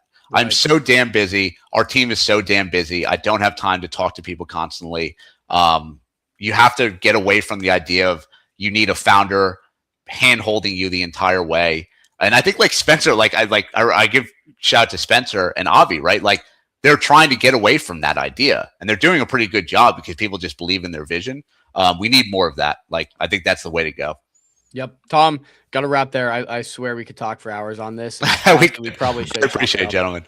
A little bit more, but take it easy, Tom. We'll talk soon. Be good, guys. Thanks for your time, bro. Good to talk again. Peace. Awesome, dude. I'm gonna go back and watch that. I think there are some nice takes there. But it's my broader thesis around like crypto, around ownership, around a lot of things based on that conversation from a literal seasoned lawyer. I think I'm gonna have to take some of that home. You guys will probably see a write-up come out here soon, chat. So look out for it. But yeah, great conversation. Great conversation. Cool. Well, not much time. It's time to jump over here to Sheldon from P2P. This, guys, is MetaDAO's upcoming raise. We've seen they haven't done a curated in quite some time now. This is the first one to do it back on. There's been some people saying this is absolutely a no-brainer. And then other people on the other side saying, I don't see the vision here. So we're going to have Sheldon come on and clear it up for all of us and give us the lowdown on what P2P is doing. So Sheldon, testing. Are you with us, brother? Yeah, I'm here. Can you hear me? Yes, we absolutely can. You sound good. Excited to dig into this today.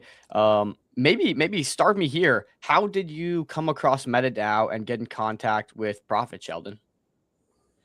I happened to get an introduction through our partner at Multicoin, Shayon. And then I had a chance to meet them at Breakpoint, Solana. Got you. And then that conversation just looked like, hey, MetaDAO seems like a cool platform. It fits the vision. Were you raising capital before this and you switched and decided to do a MetaDAO raise instead, or how did that look? Not at all. Indeed, I was speaking to a lot of ICO platforms like CoinList, Legion, etc., etc. And MetaDAO is like my last option to sort of go ahead with. I mean, to start with, it's a lot of friction. You need to sort of edit out your entire previous agreements with previous investors. You need to change your foundation structure to sort of fit into the stamp agreements. You need to sort of lock up your team pool as a performance-based unlock schedule. So like doing MetaDAO is like a lot of decisions. And at the beginning, it seemed like a huge friction. Like, should we even do this? But sort of parked them like an option on the side. But the whole idea grew on us first. After thinking for a few weeks, it's like, okay, maybe this is the right thing to do, which is when I started building up more agency to work with Profit. But Profit didn't accept us. Then from their side, they spent a lot of time vetting us, speaking to our previous investors, understanding our traction and why are we even doing this. So they took a good 2 months. So it's been like a 6 months journey on the whole to get here. Got you. Very nice. You guys have some really notable investors, and I want to get into P2P a little bit more and get into really the core of your business. But Sheldon, let's start off with a bit of your background. How did you get to where you are today, and what kind of qualifies you to build a business like P2P? So little bit of background. I've been trying to build businesses for the last 12 years, roughly since I'm in college. I went to IIT Madras, which is a very premier university in India. I dropped out of college. I tried to build a few apps and stuff like that in the past. But my last venture was a cloud kitchen business, which I scaled to about 14 locations in India with minimal venture funding from outside. I sort of exited this business to one of the largest food delivery networks in the country. So my background is primarily in tech and operations. So my expertise is in how can I sort of use technology to scale operations or manage operations really well, which sort of served me very well with P2P. To start off with P2P, I was just working with a few women in India to help them make money out of their house by becoming P2P merchants on Binance P2P. That's my exposure to this whole business. I just wanted to help a few people, and then understood the business, and then I felt it's a lot of inefficiencies, and the whole centralized way of doing things is getting disrupted away by decentralized exchanges. So we thought we need to build a decentralized alternative to P2P. So that's how the whole journey started. So what really qualifies me comes down to the problem solving abilities, my exposure to operations and tech together, and ability to combine them both. And it's not a lone game. I have a great team. I have my co-founder Pratik, without whom this journey wouldn't have been possible. And now we have a built extended core team with all kinds of skills to actually do this. Nice. This is a fascinating industry for me because I don't think a lot of people realize that, a lot of the people on our show are United States based, and we haven't really started paying with QR codes other than tap to pay and stuff like this. But we're seeing a massive emergence in QR code payments, even in Europe with some of the neobanks over there. QR code payments, on and off ramp with QR code, person to person, peer to peer. Like QR is really, really emerging. I think that's maybe the angle I'm looking at for P2P personally, when I'm thinking about this MetaDAO raise going on is, okay, well, this is really a growth industry and the direction we're headed in terms of finance. Can you tell me a little bit about what P2P is and what you guys are offering here? Yeah, so the QR codes insight is really crazy. I think QR code payments came into picture as a consequence of mobiles growing in the world. The developed countries like the US or EU had cards for a very long time, and QR codes never came to your markets. Whereas the emerging markets like India, Pix in Brazil, we have UPI in India. All of these markets learned digital payments using QR codes, using IDs to transfer money to each other peer to peer. Right. So, and this has been happening in African countries. It's happening in Turkey. It's happening in Egypt. It's happening in a lot of countries in LATAM because this is a very cheap infrastructure for governments to run and enable payments for their citizens, and it's an easy to access infrastructure for a lot of emerging market citizens, right? So we sort of leverage these rails to sort of enable P2P on top of them. Now, sorry, keep going, continue. Yeah, so when we started out, paying QR codes has never been our go-to market strategy, or that has never been our holy grail. We sort of built this protocol out, and we figured, hey, we can actually sort of settle each transaction in less than 60 seconds, 60 to 90 seconds at max. That's when we realized, why not get people with USDC to directly scan these QR codes so that some P2P merchant in the network pays the QR code in fiat on his behalf to get their USDC. That's when the whole meta movement happened. As a consequence of building a protocol that settles transactions so fast, we were able to unlock a new use case entirely for paying with USDC. So the moment that happened, our protocol started growing like crazy. Can you walk me through kind of the growth sector here? I think a big angle people need to focus on here is the emerging market. Do you have any metrics or numbers on how much this market's supposed to grow in the next couple of years, and maybe what's it at like currently and currently? I mean, the market is huge. It's as huge as stable coins itself. I mean, most of the USDT is being used in emerging markets. USDC, of course, is being used in a lot in developed countries, but emerging markets is what really needs them. So the market size of this is as big as stable coins itself. 90% of stable coins are meant to be used in emerging markets.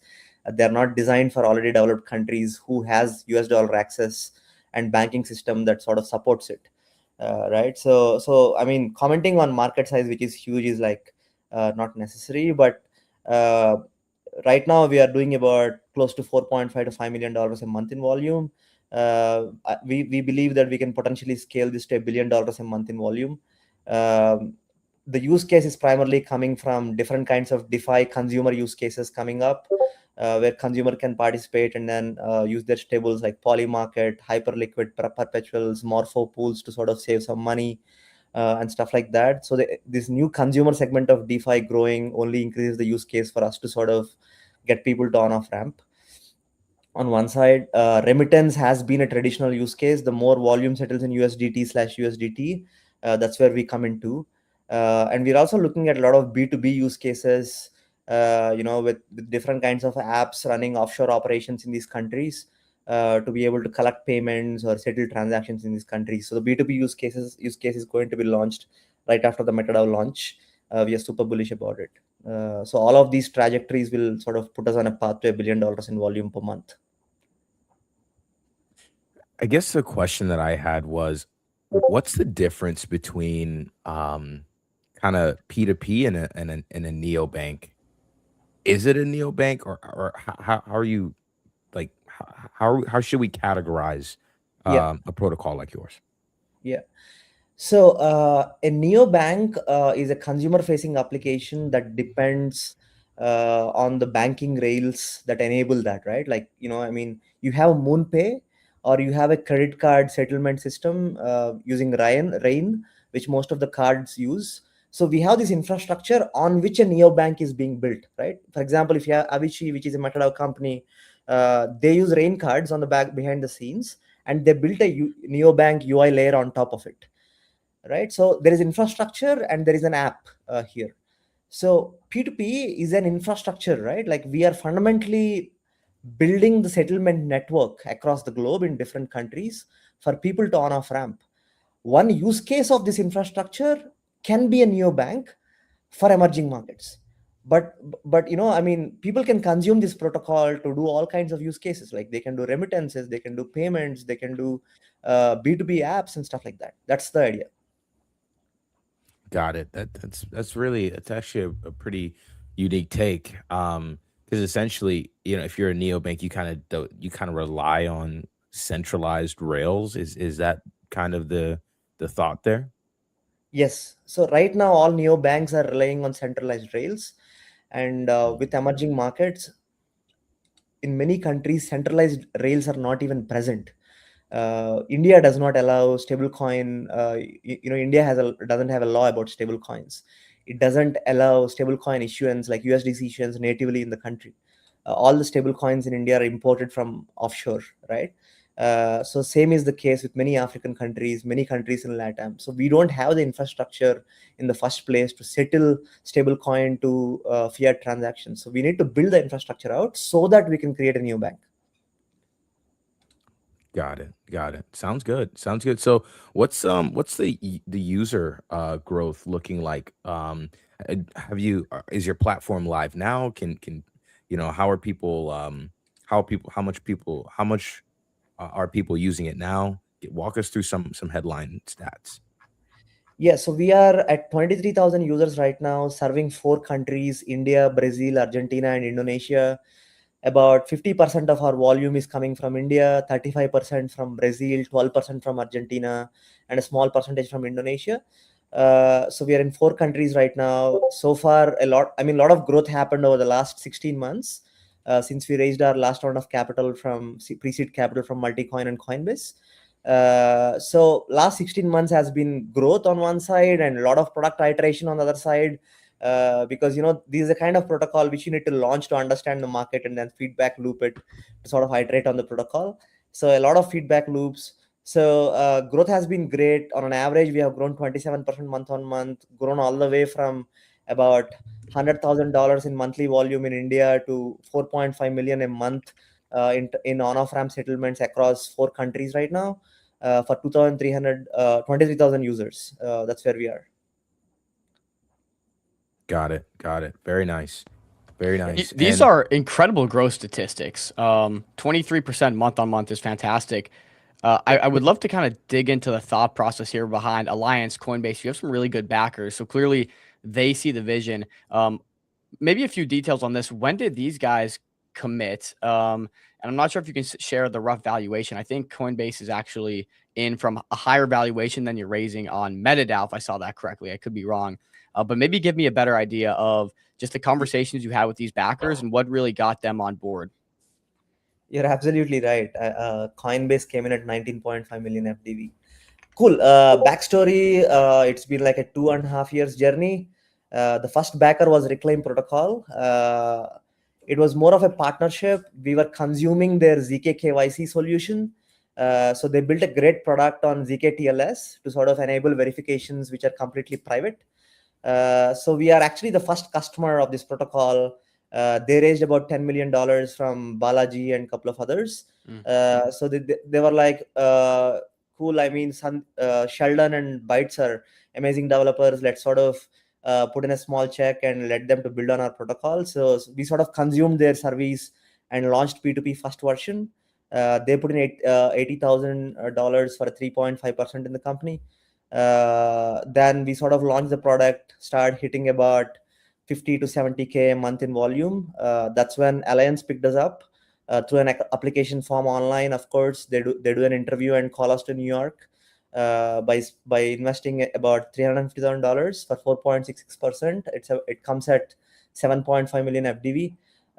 So Alliance is where we sort of went down to the basics, understood who is the customer we are building for, what is the pitch and positioning here, launched the version 1 of the very solid product and start growing like crazy because we also had the capital to do that.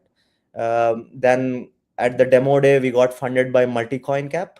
Multicoin Cap saw the vision. I mean, they actually took the risk that, hey, this P2P permissionless on-off ramp sounds like crazy. It's MoonPay, but without the regulatory centralized choke points. So they saw the vision. They know that it's risky, but they saw that if it actually sort of works, this can be really, really huge. So they were kind enough to discount the risks for the valuation or the value we can potentially create and invested at $15 million valuation.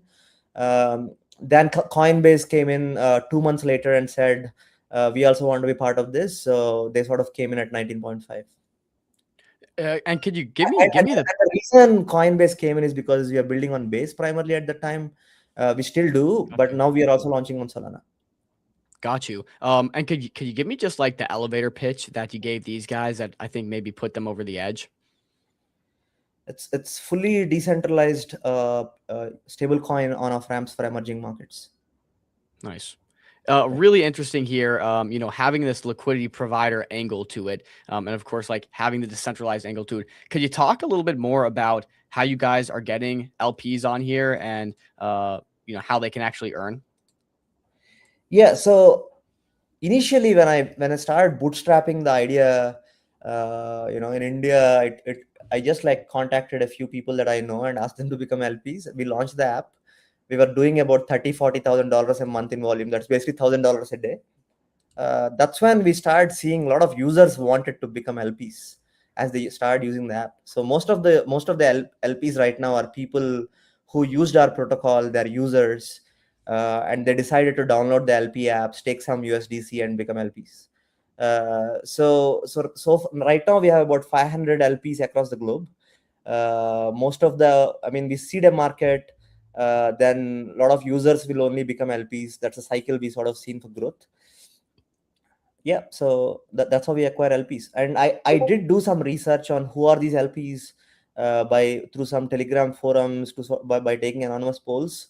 What I figured is a lot of LPs are work from home women or college students or Uber drivers and stuff like that. Have you been able to annualize returns for these LPs? Is this an opportunity for people that are listening now to be able to earn, secure yield? Yeah, so they can serve as an LP on P2P. However, the average returns in India are roughly benchmarked at $110 a month. In Brazil, it's about $100. So that's where it is. Got you. Maybe talk about these markets that you're targeting. Obviously, India is your top market right now, servicing I think 6.3 million in volume, or I forget the exact number, but it's your clearly your leader right there. Did you guys start off in India, or why is that maybe representing the bulk share of your product Yeah, there? yeah, we were in India for the last 2 years, which is the reason it is representing a higher share. We were in LATAM over the last 9 months, and LATAM is already as bigger a market to us as India. Hmm. So India clearly had its advantage of we building it out as the first market. But I think the future is to change. In the future, I think India will start representing maybe 10 to 5% of our volume. We have so many markets that we can potentially go after. Yeah, LATAM is absolutely huge in terms of these QR payments. Talk to me a little bit about go to market here and how you're going to spread your footprint across Latin America. So we already went live in Venezuela and Mexico as of last week. We Congratulations. Yeah, so Venezuela, we started doing about $1,000 a day in volume right now. So the market is picking up. We didn't sort of start investing any of our capital into the market, just sort of start building a liquidity network over there called Circles of Trust and launch the market and start doing some social media and already started getting the response. Great time to launch there given what happened in Venezuela recently. So they all like to have USDC. So definitely thinking of that market as a great market for us to grow.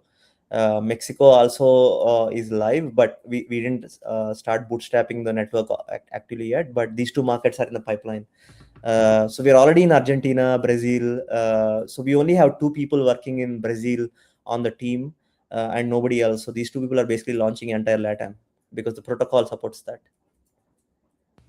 Got you. Can you fill me a bit in about the bottleneck here for these countries? It seems like when I think about this, a lot of these countries have these high inflationary currencies, and like the very obvious answer when I think about this vision for people like you is like, eventually we're going to have all the countries in the world probably transition to holding USDC and bartering with USDC or gold or currencies that aren't suffering from as much inflation. And then you can even say the natural effects from that is people realize USDC still has the same issues that the other currency had. It just happens to be the superpower of the world. But that being said, what's really the bottleneck for these countries, and why do you see them continuing to move in this direction? I would not say there is one common bottleneck for different countries. I agree that inflation is one concern that is commonly defined, especially when talking about P2P. But I think there are different concerns. Uh, what I understood from my customers in Brazil, for example, is that their banking system is really fucked up. 95% of families in Brazil have loans with banks, and the moment some deposits happen to your bank account, they immediately get taken out by the bank towards your loan EMI or whatever, right? So a lot of people prefer to get paid in USDC for that reason. They have a loan with a bank, so they don't want money to hit their bank account in the first place. Mm. I mean, it's such a subtle reason, but this is majorly a reason why a lot of people adopt USDC in the first place in Brazil, because the credit ecosystem in Brazil is fucked. In India, It's a good way to put it. in India, what I understood from a lot of our customers is India has a very bad tax regime. People go online and call it tax terrorism sometimes, right? So the whole tax angle is a big reason why people adopt cryptocurrencies and start using on-off ramps in countries like India, especially privacy on-off ramps like us, right? So I would say there are many subtle reasons why people get into this. While I broadly understand drivers like inflation, or banks sort of setting limits on your transfers during wartime, etc., play a very broad role, but there are very specific reasons why each of these countries actually adopt these platforms. Yeah, no, that makes a ton of sense. A lot of these places have because of, I don't know, certain regions and control and whatever. There's a very select few companies that control, I feel like, a lot of the markets in these regions. How are you guys thinking about maybe partnering with those guys to bring your solutions to these countries? Like, is there a go to market where you're partnering with a big carrier, a big provider, someone who has a lot of influence in these regions? Or like, what are you guys looking to do exactly to, expand and I guess maybe edge out some of the other competition? Yeah. So to understand our go to market, you need to understand our business model in little more detail. Okay. It's very analogous to Uber, right? So Uber has this marketplace where you have drivers on one side and you have users hailing cabs on the other side, right? So we have a similar inventory. We have P2P merchants who buy and sell USDC for you. And we have users who want liquidity. They want to convert their fiat to USDC and USDC to fiat. So it's a two-way marketplace on supply and demand. So essentially, when we launch a new market, we focus more on supply because you need to create supply to sort of create demand for it. So we have this system on our on the back end on the protocol called Circles of Trust. Circles of Trust is anybody in a given country can sort of pull in a few P2P merchants together and launch a circle to provide liquidity to the protocol in that country, right? So now there are multiple ways in which we can virtually get people to launch circles. One direct way is to get them on a grants program and tell them, hey, launch this country, build a circle and reach this volume. We are going to unlock a grant for you. And the way we sort of hold them up is by giving them continuous incentives on each transaction they do for the midterm to short term. The way we sort of engage them in the long term is to sort of provide them protocol incentives, like, hey, you get some token unlocks if you stick around for very long and hit some liquidity milestones. So a lot of these actions are done virtually online for getting people to build circles and then launch a new market. Once we start seeing liquidity depth in a given market, that's when we start actually investing in marketing efforts, or probably hire a community manager in a country at a fixed salary or a fixed grant or stuff like that. But this is the growth plan. I mean, it's a two-way marketplace. We build supply first, then we start doing marketing, we start building the book in the country, and we have a new country. How are you guys doing, like, I guess, boots on the ground research on where you're going to expand to next? Is it just feedback from customers? Hey, I want you guys to expand into this region or expand into this country. Or are you guys looking at the numbers and saying, hey, this is a massive, like, emerging market over here. We're seeing QR code payments and everything in this vertical picking up. Let's start building out our footprint there. What does that look like for you guys? So we definitely look at the industry data on the P2P market research and stuff like that. And one great signal that I found is Binance P2P's listing data. Whichever markets have great number of listings for Binance P2P liquidity providers, I often found them to be great markets for us as well, because we are essentially stealing a lot of their business. I mean, what Uber did to cab hailing services is what we are doing to Binance P2P. We are just so you want to understand. Yeah, so you want to understand, like, where are the most number of cab hailing services in the world, so that you can go disrupt them, right? So that's exactly what we're doing. We sort of look at Binance P2P and say, hey, okay, these where they have most number of liquidity providers, so we go after that market first. However, all of this data is indicative. We also sort of try to put some boots on the ground. For example, when we launched Brazil, I personally traveled to Brazil to understand the market dynamics, how customers are, how they think, what they think about money fundamentally and stuff like that. It's the second market we are launching outside India. I'm an Indian, so I understand India, but I don't understand Brazil, right? So when we were taking that bet, I actually traveled to Brazil to understand a lot of those things. Good. Right, so stuff like that. But going on, this whole MetaDAO launch is also to bring in that global ecosystem of people participating in Futarchy to make decisions for us as to which markets we should launch, where should we be putting our capital to sort of grow markets, right? Stuff like that. So we're also going to depend on global intel of token holders now on to sort of do that. So I guess that was my next question here. You guys have growing revenue. You're, 23% month-on-month growth. Everything's looking really good. Why are you guys choosing to raise? Do you need capital? Do you want to, like, accelerate growth? Is it for that decentralized aspect? How do you feel about giving away some of these decisions and ownership of the company? Can you maybe walk me through just the entire thought process of why raising? So this is a capital intensive business because the opportunity we are going after is huge. So we need to raise capital, at this stage. We did a pre-seed and we need to raise Series A right now. So we are looking at this round as Series A. We might raise more in the future, right? I mean, this business needs capital because the opportunity is huge. And if it is not significantly capitalized, we cannot take on this opportunity. And undercapitalized businesses fail, and we don't want to be that. So there is a reason we need capital for sure. Now capital alone will not solve our problems. If you look at our business and nature of it, the biggest risk we face, which is existential to business actually, is regulatory, right? Like we have these people who are P2P merchants providing liquidity locally, but governments often might not like this as we grow, right? And we don't want that to become a bottleneck.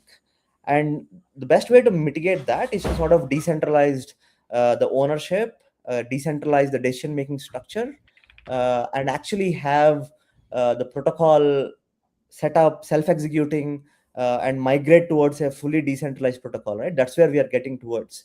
So that's where we saw metadao as a great fit. We thought we actually sort of took our foundation and edited out the bylaws and the charter to sort of declare futarchy as the decision maker and the token holders as our UBOs, right? Which gives us a huge regulatory advantage in a lot of market we would operate in.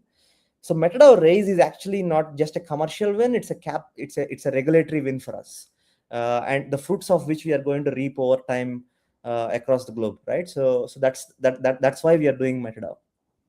Got you. And maybe talk to me a little bit more about this. Obviously, you said it's capital intensive. 567K annualized revenue. These numbers: total volume 30 million, 30.5 million total volume, 332.4K thousand orders, nearly 30,000 users. What does this look like in terms of profits? Right, you have a 567K revenue, but that doesn't necessarily translate into a $250,000 in profits. What does the how intensive is this? What kind of profits does this relate to?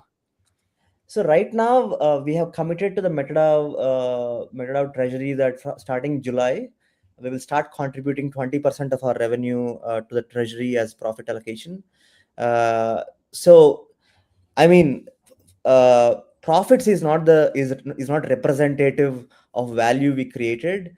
With the previous capital we raised, we have actually built a huge amount of tech out. We actually launched a couple of markets and actually proved for the very first time across the globe that such a model can actually be put to work, and it can be functional fully on chain. So there is nothing like P2P in the world right now. Our protocol is innovative, it's fresh. It's a new system of settling transactions, right? That's what we've got here, right? So businesses like this burn a lot of capital upfront, but rewards of them will actually come when the business really scales up to $1 billion to $5 billion in monthly volume, right? So the next phase of our journey or the next one year to 18 months is really to get to $1 billion in monthly volume, so we can justify the capital we are raising and make the protocols as self-sustainable. But this kind of business needs upfront capital to be committed. So you just mentioned you want to try to get to $1 billion in volume by, was that end of year you said, or what was the timeline you? So the promise we made in the financial estimate we presented to the metadao community is we would get to $500 million in the next 18 months. That's a commitment made by the team. But however, internally our target is to get to $1 billion in next 18 months. Okay. And when you say commitment, what does that look like? Does that mean if that commitment's not reached and you maybe fall short, money gets refunded, or like what does that commitment look like? Just estimates? Like I'm trying to understand. It's an estimate, but community has the power to sort of pull out the capital they have invested and say, hey, team told us you'll get to 500 million a month, but you are not able to achieve this. So we decided to sort of take the money back, and they can do that. Got you. And you've kind of explained this a little bit, but maybe let's just reiterate since we're on the topic. What is the exact plan here to get to that 500 million in volume mark in 18 months? So B2B SDK is a huge step jump on the volumes we are doing. Right now we have two apps, P2P.me and Coins.me. Coins.me is our neobank play. So we have the core protocol and we built an app on top of it for neobanks, similar to how Chill TRD asked. So we are going to get giga bullish about our neobank play and build it out further. So we have P2P.me and Coins.me. We are also looking at, as more countries open up, more remittance corridors open up. So we are also focusing on how to bring in more remittance volume for ourselves. And the whole metadao launch and the fact that we can scale globally as a result of that is the biggest bet here. So combination of all these bets is how we want to get to $500 million a month in volume. Got you. Yeah, thank you for that. Crypto Jones in the comments has a question. He said, "What rails are you using for on and off ramping?" Obviously, this is a decentralized platform, something you kind of, I think, are priding yourself on. But you must have some partners along the way. Can you talk to us about who those people are? Maybe who you're using in terms of rails for off ramping? We don't have any partners. Like I was Mm. explaining, it is completely peer to peer. In each country, they use their own local rails. In India, our P2P users and merchants use UPI. UPI is Unified Payments Interface. It's as huge as Visa and Mastercard in India. So we use UPI in India. We use Pix in Brazil. We use QRIS in Indonesia. We have Mercado Pago QR codes and Mercado Pago payment rails in Argentina. So we pick up these instant payment rails that are heavily adopted in each country and launch on those. Got you. I'm going to pivot real quick back to the raise here. In 1 day and 6 hours, you guys are going live on MetaDAO. We've seen ICOs been very difficult in this market. How have you guys been thinking about that in terms of, maybe waiting for better markets or pushing live on trying to get this raise? We saw that HeroPay couldn't quite reach the mark here, the last MetaDAO curated ICO. How are you guys thinking about this? So the way we are thinking about this is, I think it's a privilege to launch in a bear market. A lot of successful protocols launch in a bear market. It's also a part selfishness. We are very confident about the results we can produce in the next 18 months. So by the time our performance package at the team unlocks, if we get into a bull market along with great growth, that's when I can sell my token and make money. Right. So I consider this a great opportunity to launch in a bear market, get it going, and by the time it's a bull again, I get to exit a part of my token. So I'm very happy about this. Okay, got you. Do you think there's going to be trouble reaching that mark? I guess it's super hard to predict, but maybe let's say you get 6 million raised. That's what you take. Is there a cap on that? I see this goes up to 200 million. If you get 50 mil, are you taking the entire 50? Like, what are we talking about in terms of that? If my question makes sense, hopefully. So we have announced to the community that if we raise anything less than 80 million, we are going to take 6. Okay. If we are going to raise more than 80, depending on how the round goes and who invests, we might take 8. If we get like thoroughly oversubscribed, it's a record raise about 150 million, we plan to take 10. So we have announced this to community publicly. Okay. So you will not take the full amount, but more so a small percentage of whatever happens to get raised above the 6 mil. Exactly. I got you. Okay. Makes a lot of sense. Could you talk about the team behind this? Are you guys running pretty lean? Do you have a pretty big team? What does that look like? Are you guys looking to hire if you hit the $6 million raise? We don't plan to hire anybody. We did a bunch of hiring and built a solid team with the help of investor capital we raised in the past.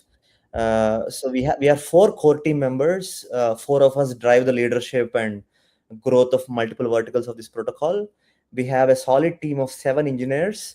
When I say engineers, these guys are coders, they're designers, they're product builders, and more than any of this, they're entrepreneurs. So each of them actually lead one segment of our product. Like there is one guy who leads coins.me for us. There is one guy who leads P2P.me app for us. There is one guy who does the core protocol circles of trust architecture for us. There is one guy who focuses on the merchant app. So we have 7 people who runs a product under themselves, right? So we have a core team, which is the leadership and does all the management and strategy and the everyday execution.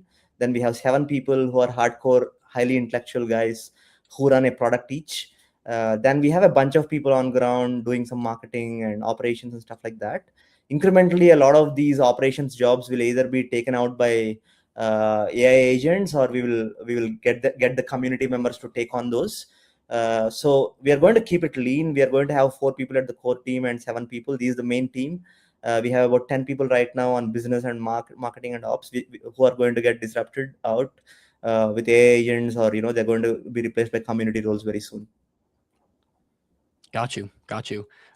I think that pretty much covers the list of questions I had. Chill, I'll let you jump in if you have anything left. But Sheldon, maybe before you leave us as we wrap today, tell us a little bit about the message, right? If you had to leave everyone with one message today going into this raise here in about a day, what is that message you would lead them with? So I would sort of leave them about what kind of an investment this is. Uh, so I would urge everybody to sort of look at P2P as an asymmetric bet, which has a huge potential that is coming at a very low valuation right now. It's not necessarily a revenue generating or profit generating cash machine right now. That's not the investment we are looking at here. We will become, it's our focus to sort of make it a self-sustaining business with less dependency on external capital. But the idea here for anybody participating in this raise is, if you're looking at something asymmetric, which has crazy upside with a minimal downside, P2P protocol is for you. And you know what? I completely forgot to ask about this, but tokenomics. Can you walk us through the tokenomics that'll be implemented once this raise is complete?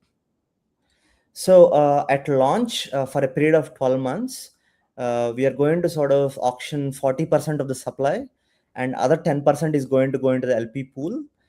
So except for this 50%, which we are going to auction out and have in the liquidity pool, nothing else is in circulation. All the team's tokens are in performance package.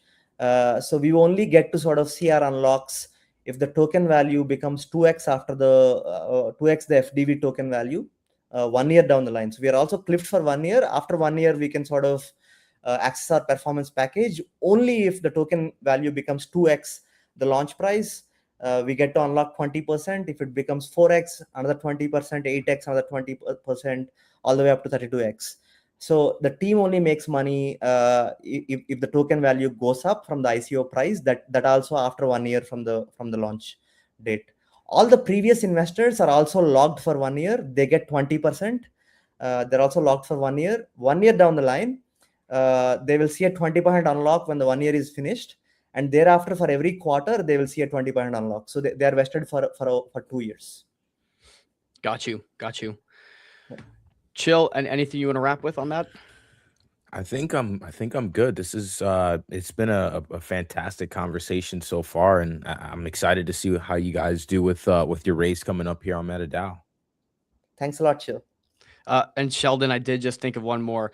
We've seen this kind of implemented with a few of the MetaDAO projects and other, ICO platforms, ownership platforms. We've seen when price dips below net asset value, sometimes there's, I guess you could call it bad actors, mercenary capital come in and raise a vote to liquidate so they can gain 10, 20, 30%. Is there a game plan here if price does dip below net asset values to conduct some sort of buyback to level out the price even with net asset value? I mean, that is not for the team to decide. Futarki generally makes that decision. They sort of start a decision market, and they do a token vote to sort of, Futarki vote decision market to sort of pull back some funds to buy back token. Or in the case of Ranger, we all saw that their entire treasury is pulled out and refunded back to community. So situations like this came about. So I mean, it's crazy, but I do have belief and faith that when we present value to the community, really they see it. We are confident in our ability to grow further, and community would see that we are valuable, so they would keep funding us. Is the way we look at this. Well, I love it, Sheldon. You seem like a very sharp dude. I am excited to watch how this goes. Interesting times in the market. The information you presented me with is really, really interesting. I think compelling. So hopefully people listening also feel the same way, and we'll keep in contact, get some of these clips out as you guys go into your raise here. So super fun conversation. Really interested in this. Thanks a lot for giving us this platform to present ourselves. Of course. Yeah. Well, we'll talk soon. Thanks a lot. Take care. Yeah. Bye. All right, there you go. It's P2P. I think Awesome. that went really well. I was impressed by their numbers. I would say the biggest thing for me was their the infrastructure that they're building on. He mentioned that neobanks are building on centralized rails, and I think a lot of people don't completely understand that. So Right. I love his that to me is their moat. Well, we talk about this. We talk about this all the time. We've seen so many neobanks. We've talked to neobanks on the back end. We've talked to people, that are building these rails. And the neobanks you're seeing today, for the most part, are just wrappers, right? They're just wrapped around a product, and then they're a sales force, and they keep a bit of the volume that they push through, right?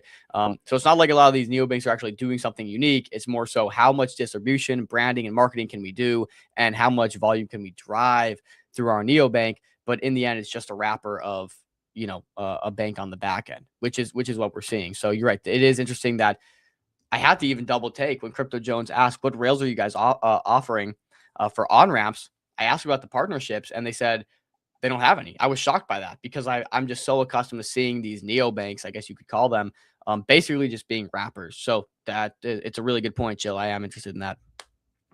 Yeah, 100%, bro. 100%. I mean, I guess moving on to the next thing here. Anything that you want to cover? I have. I'm gonna run through the news segment Yeah, at some point run it. here. But I Run will it just now. wrap on this. I will just wrap on P2P real quick. I was interested also, and I'm gonna have to go back and jot down some of the numbers because I can't recall off the top of my head. But they said, certain tiers they're gonna take X amount, which I think it's nice to have this established beforehand because we've seen with MetaDAO at the very last hour you get a ton of inbound in terms of like who's investing in it. And so they said anything below 18 million committed, we're going to take 6 million. And once you start getting above that, we're going to take different tiers, right? And so knowing that before going into your investment is going to be important. So I do like that. I also like how like if they raise 100 mil, they're not taking 100 mil, and that's going to put you at a really difficult valuation to justify. So I like the strategy that they're implementing going forward with that. But Yeah, there's a lot of FUD that some teams get if depending on how much they take from the raise, but if it's already pre-established, then you're going into the raise with all armed with the knowledge that you need as a trader, community member, what have you, to say, hey, look, it's not greed making them take more money. It's literally, hey, this is just a tiered system that we've come up with, and it's very strategic coming out with that beforehand. it goes back to the conversation we just had with Tom too. Like, don't necessarily invest in specific products, invest in the rails. And like, man, I deeply see this all day, every day. For the last year, I've watched the emergence of stable coins, QR payments, this thesis that we've had for so long, manifesting exactly as we expected. But I'm also struggling on the other end with, wait a minute, I haven't really positioned to like take advantage of it. Because I'm not somebody that's going to these countries and setting up QR payments. Like I don't have that business. So how do we position? And like this is one of those ways. And this is continuing to be a question I ask myself because it's like this vision is so clear to me and so perfect, and we've been so accurate for so long. Now we need to actually find ways to position in it. And so a lot of time it is the infrastructure rather than a specific token. In this case, it has a token tied to the infrastructure. But I digress. I do actually think that was a pretty interesting conversation. So that was cool. But I'm going to jump into the news, boys, and get us a quick 10-minute clip here. So here's what's going on, boys. Here's what's going on. And I'll make sure my stream is up. Perfect. Okay. So in today's news, and the date is March 24, 2026. So for the news today, Watcher Guru put this out. We talked yesterday about the Iranian situation where they said we're going to open up the Strait of Hormuz and we're going to take a $2 million tariff on people passing through. Anyone can pass through except for Israel and the United States. And now they're banking $2 million. We did see some movement start to happen in the Strait, interestingly enough. So people are taking them up on that offer. Also in the economy, Zero Hedge put out this tweet. Epic Games is cutting about 1,000 employees across the company. Big cuts are happening. We saw cuts with AI earlier. We saw Jack Dorsey make cuts in his company. I think about 40% got laid off just due to the acceleration of AI. I would imagine for a gaming studio, a company like Epic Games, AI is probably being the disrupting factor here as well. And maybe general economy too. Larry Fink talks about tokenization and how it could transform finance like the internet did in 1996. Again, core thesis of the show. I think this is really obvious. A hyperliquid continues to be that example with billions and billions of volume and people kind of figuring out, wait a minute, traditional markets bar me from trading something unless it's during these confines of these hours. But because of tokenization, I can go to hyperliquid and get access to oil, gold, silver, private companies, equities, etc. right? So I think Larry Fink completely on the right track with that. Mike Dudas made an interesting point. He said, very weird to me. He said, very weird time in crypto journey, max institutional bullishness, yet max DeFi fear. Not sure, guys, if you guys have paid attention, but in 2026, we've already seen $137.7 million of exploits, right? And you can see this list right here, Step Finance for 27.3 million. It was a shame to see that go down. We just had them on the show not long before this happened. Truebit for 26, Resolve for 25, so on and so forth. At the same time, though, institutions are heavily pushing into this race. And I'll get into that here in a second some more, because we're seeing, again, even today, more institutions coming into this. So it's a weird dynamic, because decentralized finance, DeFi, crypto rails are coming to institutions. They're piling in, yet we're still seeing these exploits. We're still seeing fear in the market. So it's an interesting point. Solana Foundation notes that they're introducing a new Solana developer platform. And they're doing this in partnership with MasterCard, or I shouldn't say in partnership, but MasterCard, Western Union, and WorldPay are already building on the SDP. So it's designed for enterprise launch financial products on Solana in weeks instead of months. Create stablecoins, RWAs, or orchestrate payments with AI-ready APIs that bundle 20 plus infra providers. So again, to create some of these platforms, you had to go through all these hoops. Solana's now got this developer platform where you can just go on and plug in these APIs to create stablecoins, to create RWAs, to orchestrate payments, to have AI-ready APIs, et cetera, et cetera. So a super cool update from Solana there. And it's really cool to see MasterCard, Western Union, WorldPay already working with that. So great update from Solana. On that note, on Solana's note, we've seen incredible increase in perp volumes, just like we talked about. Solana perp volume surges to 2.13 billion in the last 24 hours, which is the highest in 7 weeks, with GM Trade XYZ leading at 1.31 billion. A conversation going on the Solana ecosystem is perps right now. We want a native Solana perps platform to take a lot of this volume, and we've seen, I guess, a lot of back and forth on that subject. So cool to see that that's ramping up. No surprise.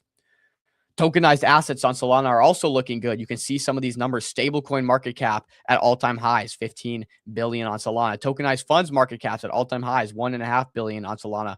Tokenized commodities peaking out at about 40 million here. Of course, we continue to see gold and silver come on chain.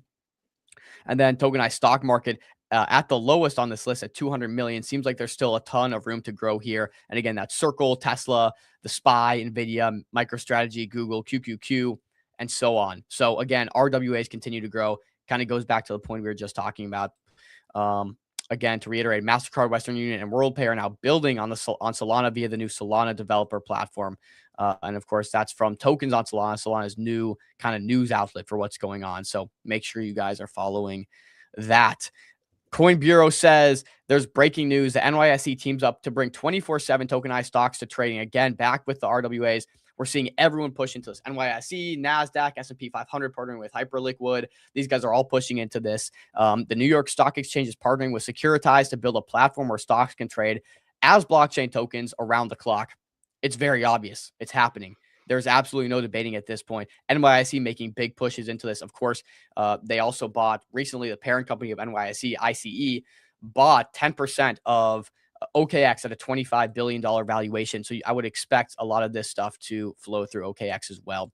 And of course, NASDAQ positioning in X stocks. They acquired them about a year ago, if I'm correct on that. So positioning is happening. Also on that note, same day we got this release from the NYSE to bring tokenized stocks. We got same day announcement from the 2.2 trillion asset manager Invesco enters tokenized race with takeover of Superstate's $900 million treasury fund. So again, another competitor pushing into the ecosystem. Guys, this is big. Tether does something I think we've been waiting for forever. This right here might be the biggest news said today.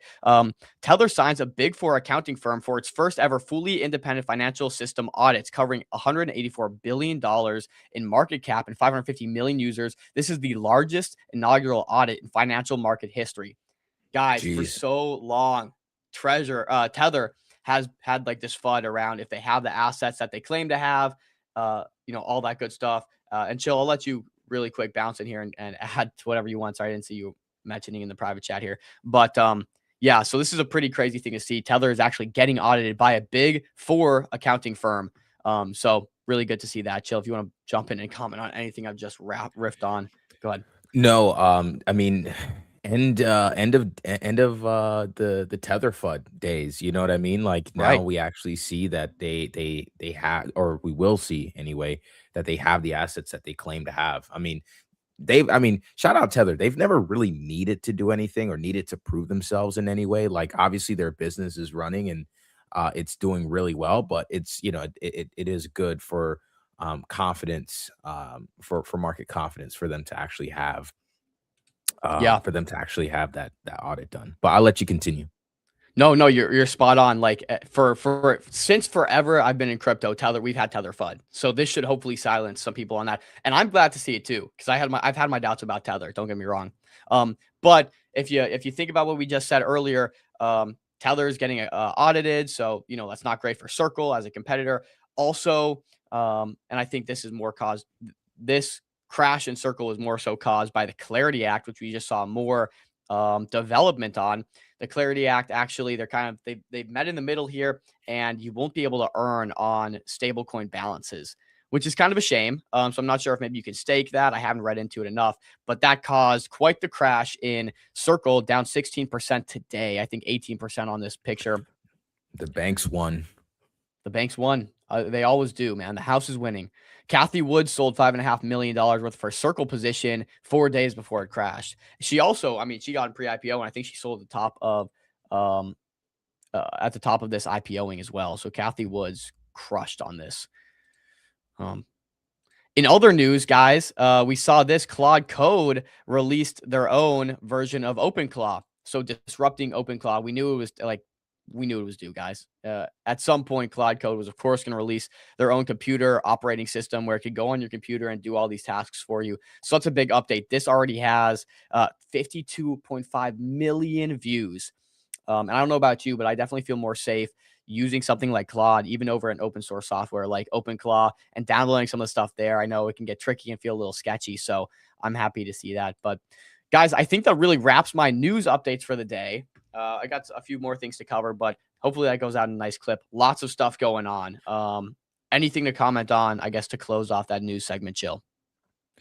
Yeah, I have a few things. There was actually something that recently popped up while we were on stream here, and I guess I can share my screen a little bit. Let me share my screen so you guys can see it. More like on-chain news anyway, but we saw a tweet from Soulport Tom. Here he says, "We can all agree that vamps suck, need to work together to solve it," calling out to Elon, Pump Fund, Axiom, and their trading terminal, which was formerly Padre, FOMO, and whoever else. Yes, there will be less money to be made, but it'll be a better space. This will last longer. So I'm wondering to see, like, is there going to be a reaction? I mean, we covered this yesterday. You know, these serial deployers they're making money. They're making the most money, and they've generated like millions in fees for Pump Fund. So we're kind of at a crossroads where the trenches have been eating themselves alive, vamping, PvPing with different launches and things. And so now there's a push to kind of push the trenches in a better direction, or at least push on chain in a better direction. And I wonder if, this is going to be taken up in some way by, the likes of Pump Fund or Axiom or whoever. And the reason I say this, the reason this is significant is because this comes as Pump Fund is going multi-chain. I don't know if you saw that. I didn't see that, but I did see Elon respond. I just haven't had time to read because it came out as we were live on stream. Have you seen that?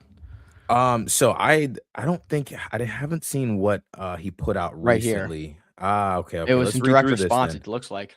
Yeah. Okay, let's read through this. So Elon says, vamping and griefing are some of the biggest pain points of recent times. Although it's impossible to solve 100% of this behavior at the blockchain layer, we can still try to mitigate where we can. Today's update is a small step in that direction. Here's how it works. Every token deployed on Pump Fund has an associated coin admin who controls creator fee, recipients, distribution, and more. Until now, coin admins had free reign to change fee recipients and distribution as much as they desire, which ultimately led to manipulation. For example, creator deploys a token with fees directed to another person. Update authority is unlocked. The token gains traction and generate high fees. The creator redirects fees to their own wallet. People realize that, get frustrated, and the coin dies. The solution: every token launches with similar creator fees by default, except for cashback coins. Then the creator has one chance of redirecting them to another wallet. After they've done this, they can never change the fees again unless they go through the CTO process. The result: if the creator redirects fees to another wallet, those settings are locked. If they don't redirect fees, their one chance to do so can be used later. Users always get what they bought in or better. Okay. Not too much left here, so I'll just read it. This means that there's a lower chance of griefing and easier for existing OG tokens to protect themselves from vamps. All existing coins with fee distributions now have their fees locked. All existing coins with regular creator fees have one chance to change their distribution. It's important to note this is a small step towards overcoming a much larger problem. Thank you for the hundreds of traders who've given myself or Pump Fund affiliates meaningful feedback over the last few months. Going forward, we'll continue to gather feedback. All right. What do you think? Yeah, I mean, no change made. It just seems he's addressing it. Again, I don't think Pump Fund's gonna actually do anything Me about neither. the deployer issue or the vamping issue, because the fact of the matter is they make a lot of money from that. Well, I mean, think about how much volume goes into token. When you have a token run up to 500K and someone forgets to add a proper link or forgets to direct the fees to the right person, and the vamp comes out, you now have every single holder in one token go into another token, and you have a volume battle between the two, a volume holder battle. It's just fees printing for Pump Fund. And of course, we Yeah. know Pump Fund makes a lot of money pre-bond, which is why the question we went over the other day that got floated about, will Pump Fund ever make it cost $1,000 to launch a token? So we have, more, I guess, quality launches. Like, the answer is probably not. They're the only people that could really do it. Them or some other big launch pads, but Pump Fund something are the only people that could really make this big change, but they're not going to, because they make money from a bad system, right? They make money from a bad system. So improving the Yeah. system means they lose money. Unfortunately, they're not going to do it. And that's just a truth of the game, right? So, as Elon said himself, Jew mode, right? I think he made that tweet. So, Jesus. I mean, he did say that. He did say that. Yeah. Rambo, glad you're here today, bro. I actually wanted to get your take on the recent street pivot. They're pivoting more away from crypto and are pivoting to being more Web 2 friendly. So they're kind of taking a step away from this ERCS standard. I guess that was more crypto centric, and they're doing something different. We spoke with Tom earlier. He said something similar as well. There's because of the regulations that have come out recently, there kind of has to be a pivot away from crypto because of clearer regulation. I mean, I said we talked about this on the stream last week.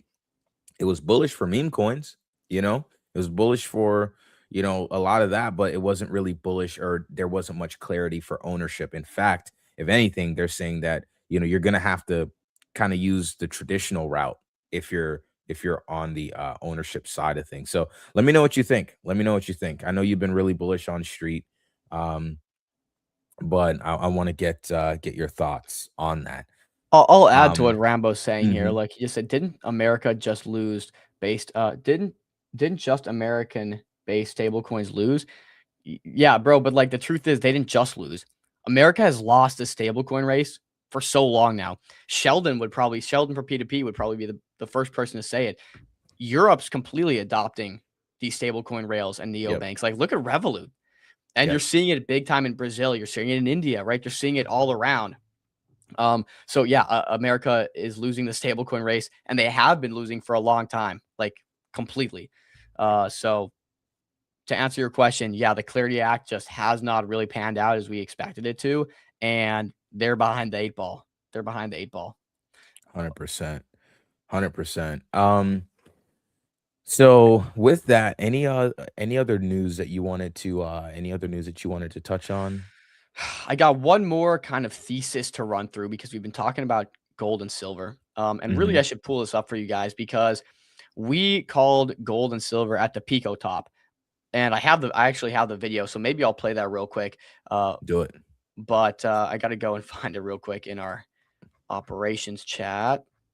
But you're good. I will talk about this because Jane Street seems to maybe have a hand in this recent dump and manipulation there. So Golly, we're still dealing with Jane Street. still on Jane Street, bro. They cracked the code and now they're just here to extract, bro. Max extract. And here I'll walk you through the bull theory first, and then I'll go into the clip of us. Cool. You want to cover this real quick? No, go for it. 95%. Oh yeah, I did see that. That's pretty crazy. I don't know. Okay, where are these stats coming from? So this is a Dune dashboard. Stacy Murr, I follow her. She does really good like research and data. But she basically looked at organic volume. And she said 95% of DEX volume on Solana is generated by bots. So you're not really trading against real people. You're trading against bots, which again aligns with the thesis of, hey, it's more serial deployers. It's more like, it's more of these like these automated farming attempts, bro. Like that people have deployed on Solana on pump fund trading. I mean, anything that we see as far as these DEX volume on Solana is concerned, it's mostly pump fund. It's mostly pump fund, right? So it's not that not that hard to believe. But go ahead and we can pivot into your new segment. Okay, sweet. And Ramo, pump fund will never change until something. Yeah, bro. And I saw someone put out a tweet and it was spot on. And it's like, until something significantly better comes along. Yeah. Like, and to be better than pump fund or to be better than something enough to like overtake it, you have to be like a magnitude of 5 to 10x better at very specific things that people actually care about. So it's not like Bags is doing a lot of iterating, right? And you could say Bags is like pump fund's main competitor in terms of like the type of tokens that they're trading on Bags. And even Bags is iterating so much faster than pump fund, but it's struggling to gain that mind share because it needs to be so much better. Because pump fund's already kind of got that just big lead on them. But I digress. Let's talk about silver and gold, and we'll get into the Jane Street theory here, boys. But this is us talking about silver and gold. You guys know I've been long on silver since COVID. Got a very good entry. I cooked on that. And I was saying, guys, we're getting these headline numbers. I'm selling my silver. And so I'll play this clip here actually right now. Let me know if you can hear it, Jill. Well, all right. Can't hear it. You cannot hear that. No, got to reshare. Oh, gee, I just reshared though. I'm not sure if I'll be able to even play this because it's on like media player. Either way, I'll give the thesis. Send it. I can play it. Okay, I'll forward it to you. Yeah, I can play it because you got it downloaded on Forge. But I just DM'd it to you. But the thesis here, I guess, since I can't play it, and I'll just remove this screen for now. The thesis here is that gold and silver really started getting to those headline numbers. I mean, you guys saw it. People were lining up at Costco to buy physical gold, physical silver. There was like mania everywhere. We also saw like exports were being banned from China to get gold out of the country. So like the Shanghai gold was trading much higher than, the exchanges down here. And so the thesis was, all right, what's going to happen now that we reached $100 an ounce on silver and $5,000 an ounce on gold? Very clearly, and I've seen this happen in traditional markets so many times. This was part of my trading strategy, was these whole numbers, if you will, headline numbers. And when you see an asset start to reach that frothy nature and start to hit these headline numbers, what comes next? Well, you see that number on CNBC, Fox News, Fox Business, all these Bloomberg, all these different platforms. You start seeing these numbers pop out. Gold just hit $5,000 an ounce, silver $100 an ounce, people fleeing to it as a safe haven, everything else down, gold and silver up. When you start seeing those headlines, you typically know it's time to sell. And the whole numbers are very, very indicative of that. And so that was kind of the thesis. And so, of course, you can see in this video that we're going to play soon how we changed that tune on, originally being long since COVID. And I've got this documented. You can find in my personal Telegram since COVID. Being long silver, eating a massive gain on that to shorting at pretty much Pico top. And the thesis is as followed. So chill, maybe you can rip that. So let's read what the KOBC letter has to say. Retail investors are piling into gold and silver funds at an accelerating pace. Individual investors posted a $95 million net inflow in the largest gold ETF on Tuesday, the largest since October 2025. That's just accounting for one ETF, which is the largest gold ETF. By comparison, the largest daily inflow in 2025 were in October and April at $150 million.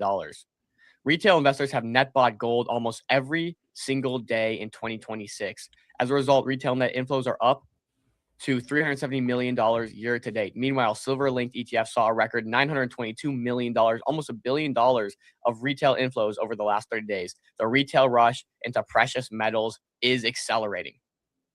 Again, retail rush into anything is typically indicative of the top. We know retail is the last camp to get into things. You have 3-4 phases of how it goes. Smart money institutions, then down the rope, and the latter half is retail. So interestingly enough, we have retail piling in, also hitting these headline numbers. Everyone's going to be talking about it. Very indicative of a top. Just saying. Well, Bitcoin's down. Do we get a catch-up trade? Curious to know what you guys think in the comments. But Josh, what do you think when you see all this stuff? Because for me, it's kind of top signal. Man, I don't know. Okay, it looks like this isn't the exact video because then we played it to the next one 5 days later. Silver was down 30%, I think. And we kind of went over the thesis there. But either way, anything to comment on that before I jump to, I guess, before I jump to the Jane Street quick little take. No, go for it. Okay. So here's what Jane Street thinks about all this. All right. And I will put that up on the screen real quick. So this is what Bull Theory thinks about all this. Remember, we saw Bull Theory also kind of get into the theory of the whole Jane Street situation when they were talking about forcing selling pressure on Bitcoin. Okay. And then obviously this is after Jane Street got in trouble and had to go to court over this. So that being said, I'm not going to read the whole thing because I think it is pretty long. I haven't had a chance to read this, but I think it is okay. It's not too bad. So here's what happens. Silver crashed nearly 50% in 53 days, guys. And again, like you maybe aren't understanding how much, and this is the second largest asset in the world. For it to crash 50% in 53 days is ridiculous. Do you know how much wealth that just erased in the world? Like an incredible amount of unfathomable amount of wealth has just been erased from the silver markets crashing 50% in 53 days. That's an insane amount. And I just want to reiterate that. But Bull Theory thinks they found out who caused it, and the fingers are pointing back at Jane Street. So silver hit an all-time high of $121 on January 29th, 2026. Today it sits at $65, a 46% collapse, and 25% of that drop happened after February 25th, 2026. What does that date matter? We'll meet Jane Street. They made $20.5 billion in revenue in 2024 with only 3,000 employees. Man, talk about ROI per employee. That's insane. More than Citibank, Bank of America, who both have 200,000 plus employees. They do not bet on markets going up or down. They bet on markets moving. 87% of their $662 billion portfolio is in options, which makes money when price swings hard and fast. In Q4 2025, Jane Street brought 20.67 million shares of silver, the most liquid silver ETF in the world, up from just 41,100 shares the quarter before. This is a 500x increase while silver was rallying hard and nobody knew. January 2025, silver hits $121, all-time highs while everyone is maximally long. We talked about this, headline numbers. January 30th, silver collapses 30% in 30 hours, the worst precious metal crash since 1980s, with CMA raising margin requirements mid-crash and cascading liquidations, making it worse. February 25th, Jane Street's 13F filings become public, and the world finds out that they were the largest holder of silver the entire time. You never want to see that. If you ever see Jane Street being the largest holder of anything, it's time to run. Bigger than BlackRock and Morgan Stanley, silver is now down another 25% after this disclosure. So Jane Street built a $1.3 billion secret position while silver rallied. Silver crashed 30% in 30 hours. The world found out most were the biggest holders only after the crash. And then silver dropped another 25%. 49% down total, sitting at 69 per day. But let's understand how this happens. Okay. So step one, they buy $1.3 billion worth of silver. Step two, they build a 10x larger option position, betting on silver falling. Okay. Now understand the dynamics here. And we've seen this on perps, okay? Especially for like lower market cap tokens. You buy up a ton of supply and then you go in short on the perps with leverage. So when you sell all that supply, you make a ton of profit on the short side. That's what's happening here. Guys, it's the same strategy we do in crypto on shitcoins. I shouldn't say we, but Mercenary Capital does on shitcoins. Jane Street does at a $1.3 billion level. Step three, they use that size to push the price down. ETF loses a little and options make 10x back. Okay, so their spot position of their spot ETF position, okay, goes down because they're mass selling, and so maybe they end up losing 10% on that position. But the 10x position is printing, so they use that size to push the price down. The ETF loses a little, and options make 10x back.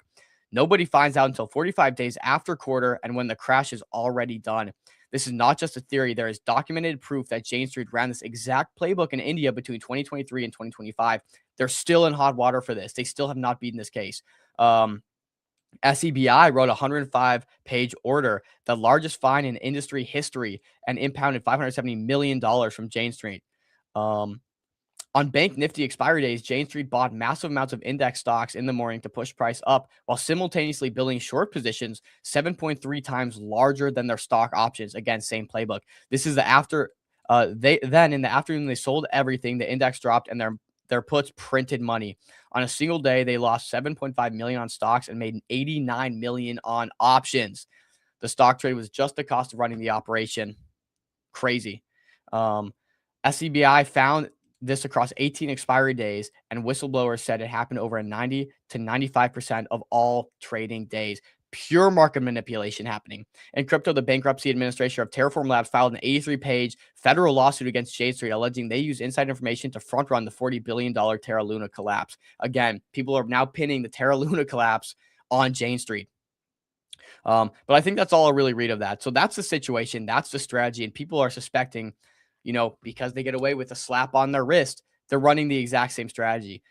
So again, understand that we see this with on-chain markets. Buy a ton of supply, market moves up, and then go on perps platforms, short with 10x leverage. And then when you unload all that supply, the market tanks and you print. Crazy strategy. Jane Street's been doing it forever. Wild to see. Do you have any comments on that, Chill? I mean, it's just this, like you said, it's just the same strategies that we see in on chain in crypto, just playing out on like just a much larger asset.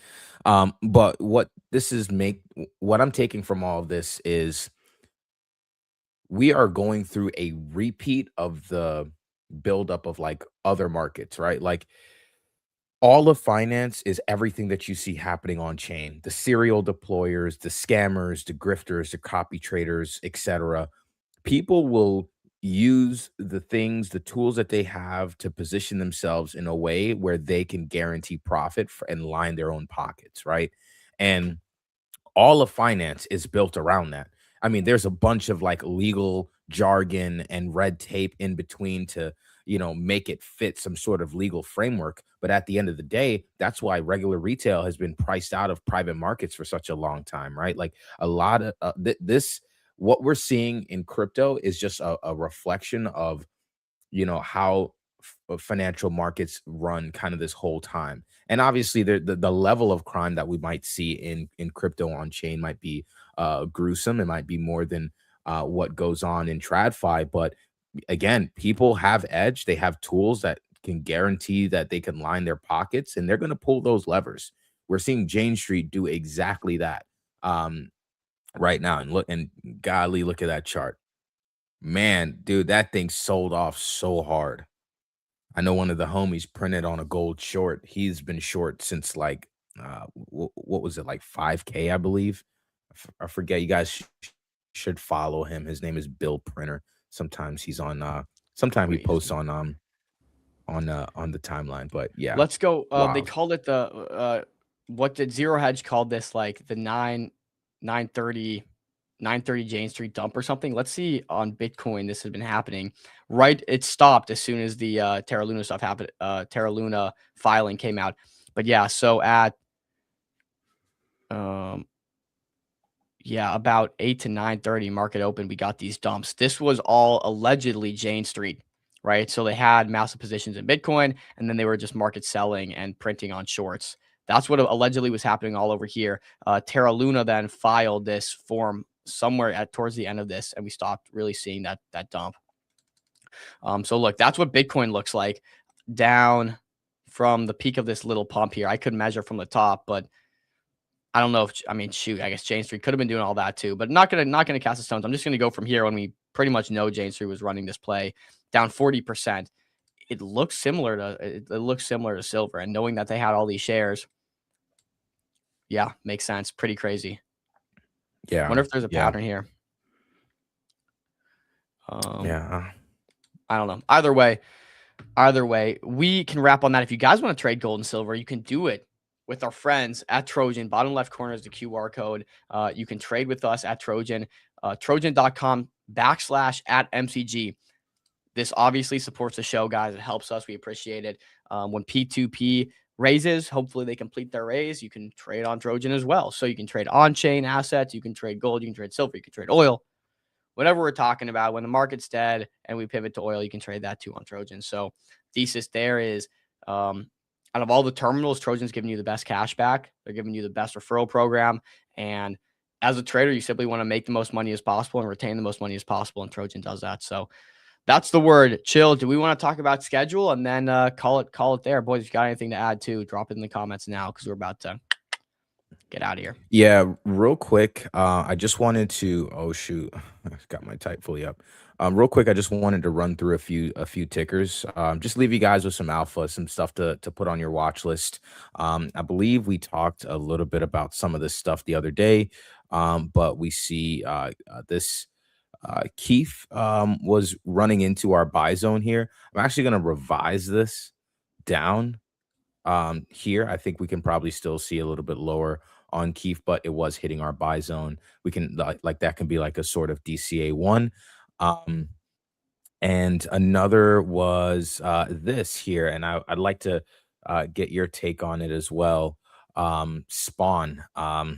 We've seen like trading agents on chain kind of.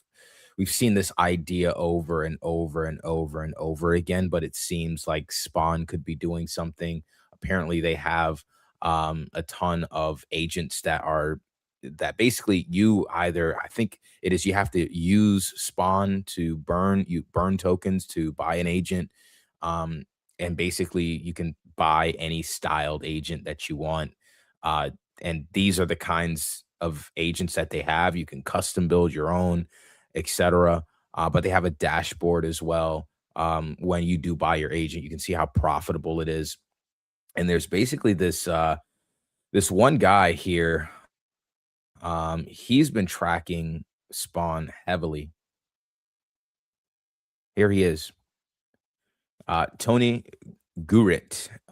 He's been tracking it. He's had like a 75% hit rate with the right type of settings. He basically says, hey, like if you give it the wrong settings, it'll just trade like any other degen on chain. But if you give it the right ones, he said his hit rate is back to 73% with the right implementations. And as you can see here, the screenshot of all of the trades that the agent has taken. So something I'm watching, keeping an eye on a little bit here, just to make sure, I'm covering everything. I'm covering all my bases. Again, my thesis here is I'm looking for bear market runners. I'm looking for something that can, sustain a bid over a long time, and I would ideally love that to be connected to network effects. I still have to do a little bit more digging on this one, as far as like some of the tokenomic stuff, but that's kind of what that's what I have come up with so far. But that, and I'm on chain. I'm looking. I'm not trading every new launch. I'm not trading every new, sub 50K meme coin. That's a derivative of a derivative. What I'm doing is I'm eyeing any potential assets that can be an attention vacuum. And I see Spawn as being potentially one of them, or at least in the consideration. So keeping an eye on that. It's at 230K market cap. Another one that I wanted to bring you guys attention to was Towler. So we've talked about how basically the Tau ecosystem and subnets are getting a lot of attention. So I wanted to put this one on you guys' radar. This is Towler. I bought this one on FOMO app. Actually, I'm testing out FOMO. I mean, I got like $100. The team hit me up and asked me to test out the app, so I said sure. Got $100 free, and so I'm gonna just run it up on Trojan the goal is, yeah, absolutely Trojan better. But for the social proof, I want to run up $100 to 6 figs. So I'll be trying to do that on some FOMO. Some light. With that said, though, Towler is basically you can think of it as being the AI XBT of the Tau ecosystem. So it's an AI agent trained on all of the information on the subnets that are being created. It keeps in mind updates, roadmaps, teams, all the information that you need to ask. You can literally just ask Towler.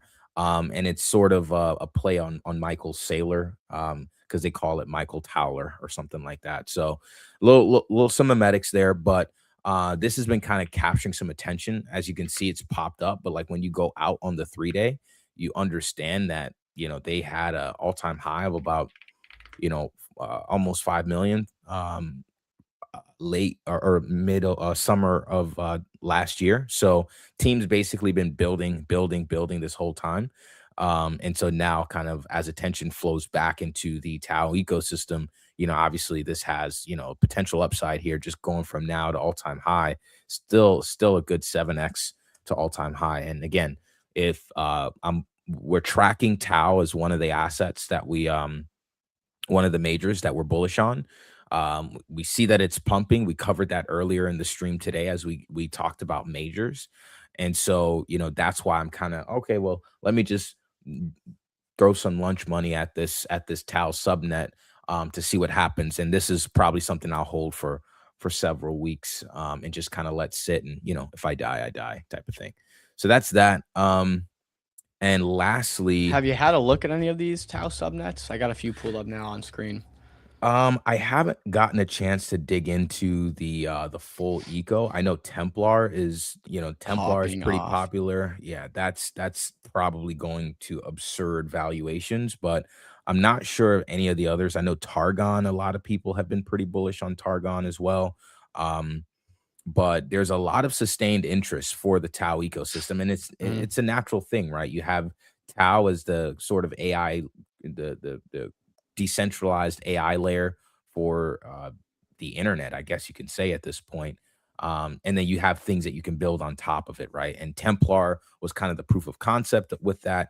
And so now there's like a lot of attention on the subnets on Tau. So I didn't really know how to get exposure on Templar. Like I think you have to like bridge, and it's like it's a process to buy to buy some of these subnets. So when I saw that there's something easy I can buy on base, I'm like, okay, well, let me just bid this.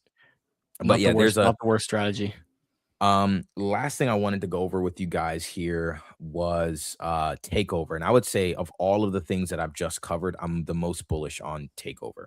And I'll tell you guys why. Number one, as you can see on the chart, yes, it is a micro cap. Yes, I am doing charting on a micro cap. And no, I don't care. It is what it is. The reality is, if you look at the structure of this chart, we've been in a multi-week range and we're now breaking out. So the question is, why are we breaking out? And so I want to direct your attention to this tweet. Let me see. I'm pulling it up.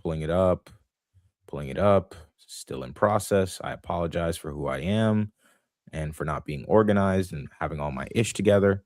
But here is Takeover. So here is their Twitter account. So basically, Takeover is a new liquidity primitive. It is a new DeFi primitive, and it's very hard to understand. But one thing that was really noteworthy about this was the head of DeFi at Base was actually pretty bullish on the concept of takeover. Now, and this is Johnny TVL that you see here. He's previous Masari. So obviously, he's tapped in Good from a research. research. Yeah, he's tapped in from a research perspective. And so that's something to note. So The what altcoinist is guys have been pretty on point recently too. This guy's got an Yeah. altcoinist badge there. Yeah. So again, like all the sort of research heavy guys are looking into this thing, giving it a look over and actually saying, wow, no, there's something here. So what is takeover? Again, it's a new liquidity primitive. Basically, it's like a competitive sort of, it's gamified this liquidity experience.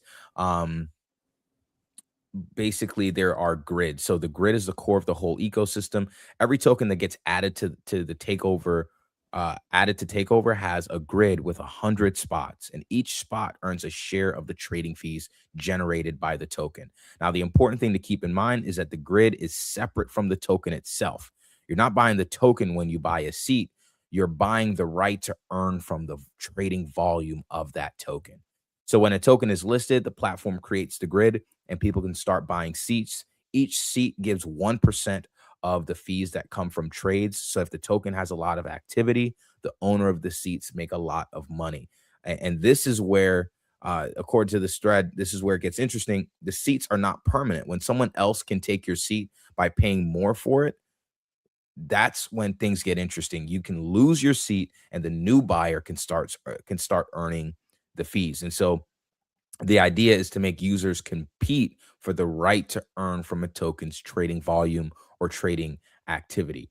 And this is a bit longer, so we're not gonna like go through all of this, but basically what it's trying to solve is it says the idea is that it gives users an extra way to earn and elongates the lifespan of a token. The downside is that nothing here works without users. If the token has no volume, the seats have no value. So people have to actually be interested in trading the token. But there's a new upgrade that's coming that says liquidity positions from Aerodrome and Uniswap on Base can be minted directly on Takeover. So this is where it's a new DeFi primitive. It's a new liquidity primitive, right? It's not just another token. It's not just an AI agent generating revenue. It's an actual primitive. And what this reminds me of is Pendle. Nobody understood how Pendle worked. And it went from 15 mil market cap to billions. I remember I was looking at that. It was like 5-6 mil market cap on Arbitrum in the bear market last year. And I just couldn't understand it. So I just skipped over it. But in this case, you can mint liquidity positions on Takeover. So that means fees can come from existing liquidity pools that already have real volume and real trading activity. And so existing and well-established projects will be able to route their LP rewards into Takeover, and users will compete for the seats to receive those rewards. So this is there's some tokenomics and things that we can cover. I'll probably end up doing a thread after I've done like a real big DD deep dive on this one, but I have enough to say that I am really, really bullish on Takeover. I've monitored this token for a couple weeks now. I've even kind of traded in and out of it a little bit because at first I was thinking, okay, maybe agents interact with this, but as the thesis is evolving, they're basically coming out with a V2 here this week. And so there's a huge catalyst coming this week for Takeover, and it's still under 700K market cap. So something that I'm putting on you guys' radar, just kind of some alpha here at the end of the stream. We know that we like to kind of start out with the news, the high level information, the macro, go into some interviews and some high level takes. But we always like to end the stream with some juicy alpha, something to make sure it was well worth watching for you guys as well. So those are some 4 things to put on your watch list. Again, stop gambling, start having a thesis, start really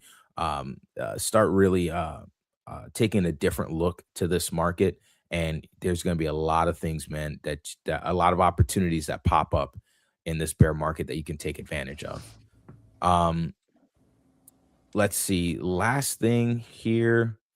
I think overall that's all the things I had to cover. I just wanted to run through that with you guys.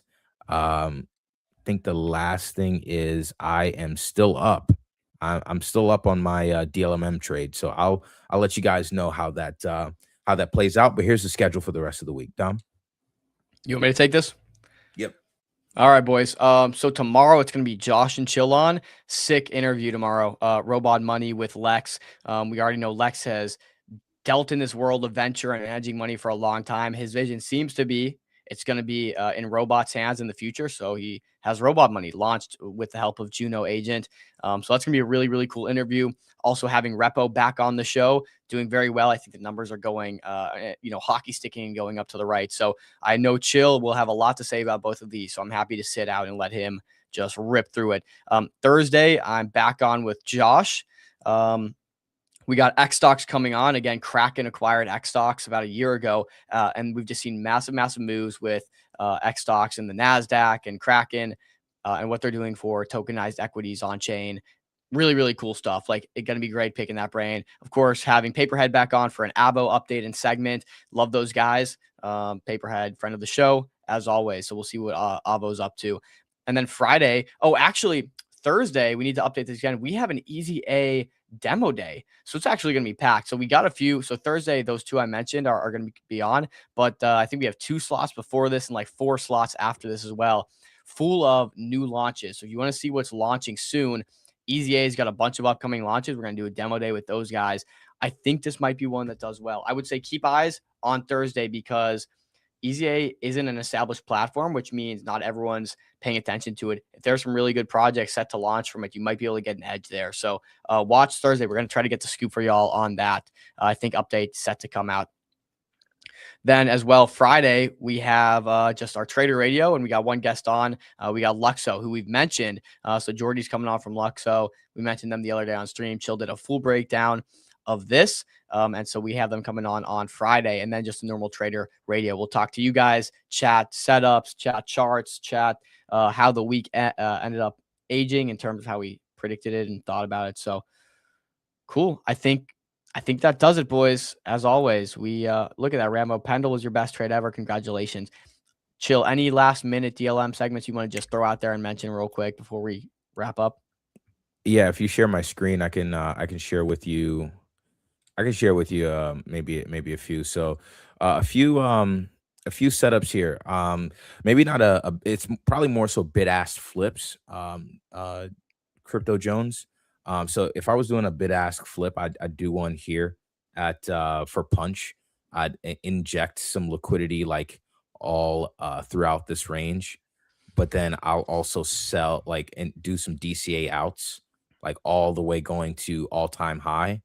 And then just farm fees. Why is Punch coming back? Is he like I saw he made a friend or something? Dude, the Punch story has been like attracting a lot of attention. Even the token just the other day, the token pumped a couple 100% off the bottom. Yeah, it went like 4x almost off the bottom. So even if you just set, honestly, Crypto Jones, even if you set your range to be like right here, even if you set your range to start like here, and you just like farm fees in between that, because I feel like this could range for a little while. But personally, I think there's probably some bullish bias here for Punch, so that's why I would put the top side of the range a little bit higher, if not all-time high, maybe even like right here at like 25 mil. But definitely this white line at the bottom, that'll be the bottom side of the range, and that'll be a good one for a bid-ask flip.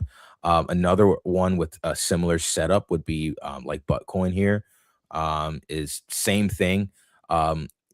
The orange line at the bottom there, basically 10 mil is the bottom side of the range. Top side of the range can be either A, 30 mil for like halfway, or B, all-time high. Again, I tend to be on the side of looking for bear market runners. So, We'll see how that progresses along, but that'll be the bottom of the range, and you can literally just farm fees no matter what it does, right? Like up, down, whatever. So that would be two that I'm looking for. Really quick, since we're on it, I'll update you guys. I'm still up, and I was actually up like double this amount earlier today. When we were trading a little higher, I was actually up double this amount.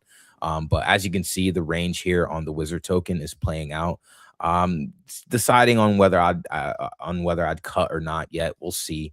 I think Wizard has a really good meme coin. I think that has some longevity. I saw Moonshot had like tweeted out about it. I know Elon likes the Wizard memes as well. So we'll see how this does, but expecting this to kind of range in this area that I had marked out, and we'll see how it plays out over the next couple of days, and I'll update you guys again on that on Friday during the Trader Radio segment.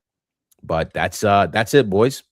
That's as far as just some quick DLMMing opportunities on Solana. Let me know how your DLMMing strategy is coming along. I may AI fruits, yes, dude. AI fruits is It's like 10x since Chill first mentioned it. I told you guys on Friday, man, I literally drew this out and I'm like, yeah, this is the range I draw, bang, bang, like from, sub 200K, or let's call it 200K to, 1.2 mil. So, I mean, what a freaking chart this is, man. But it literally played out exactly as we called it out on stream on Friday. Dang, of course it would help to put the AI charts up, but this is literally, I called this out, had the same buy zone. We hit entries on these streams, bro. Like, we really do this. I don't know how many times you guys have seen this play out over and over and over again, but Crypto Jones, A King's Mentality, Rambo, all you guys, Low Cap Hunter, all you guys, y'all all see us hit these entries all the time.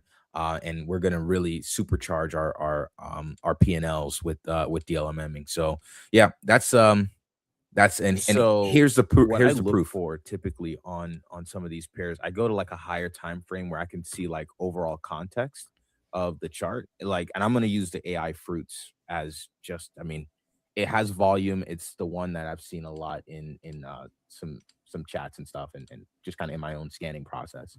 But let's say this, for example, I see that it goes down to this level here, has a cluster of buys here. So I would honestly try to DCA down until this green level, and I would also kind of go down a little bit to a lower time frame to see if there are any cluster of buys and sells anywhere else. Trading is an adventure, and all adventures start with a quest. Trade on Trojan. Peace, boys. See you guys tomorrow.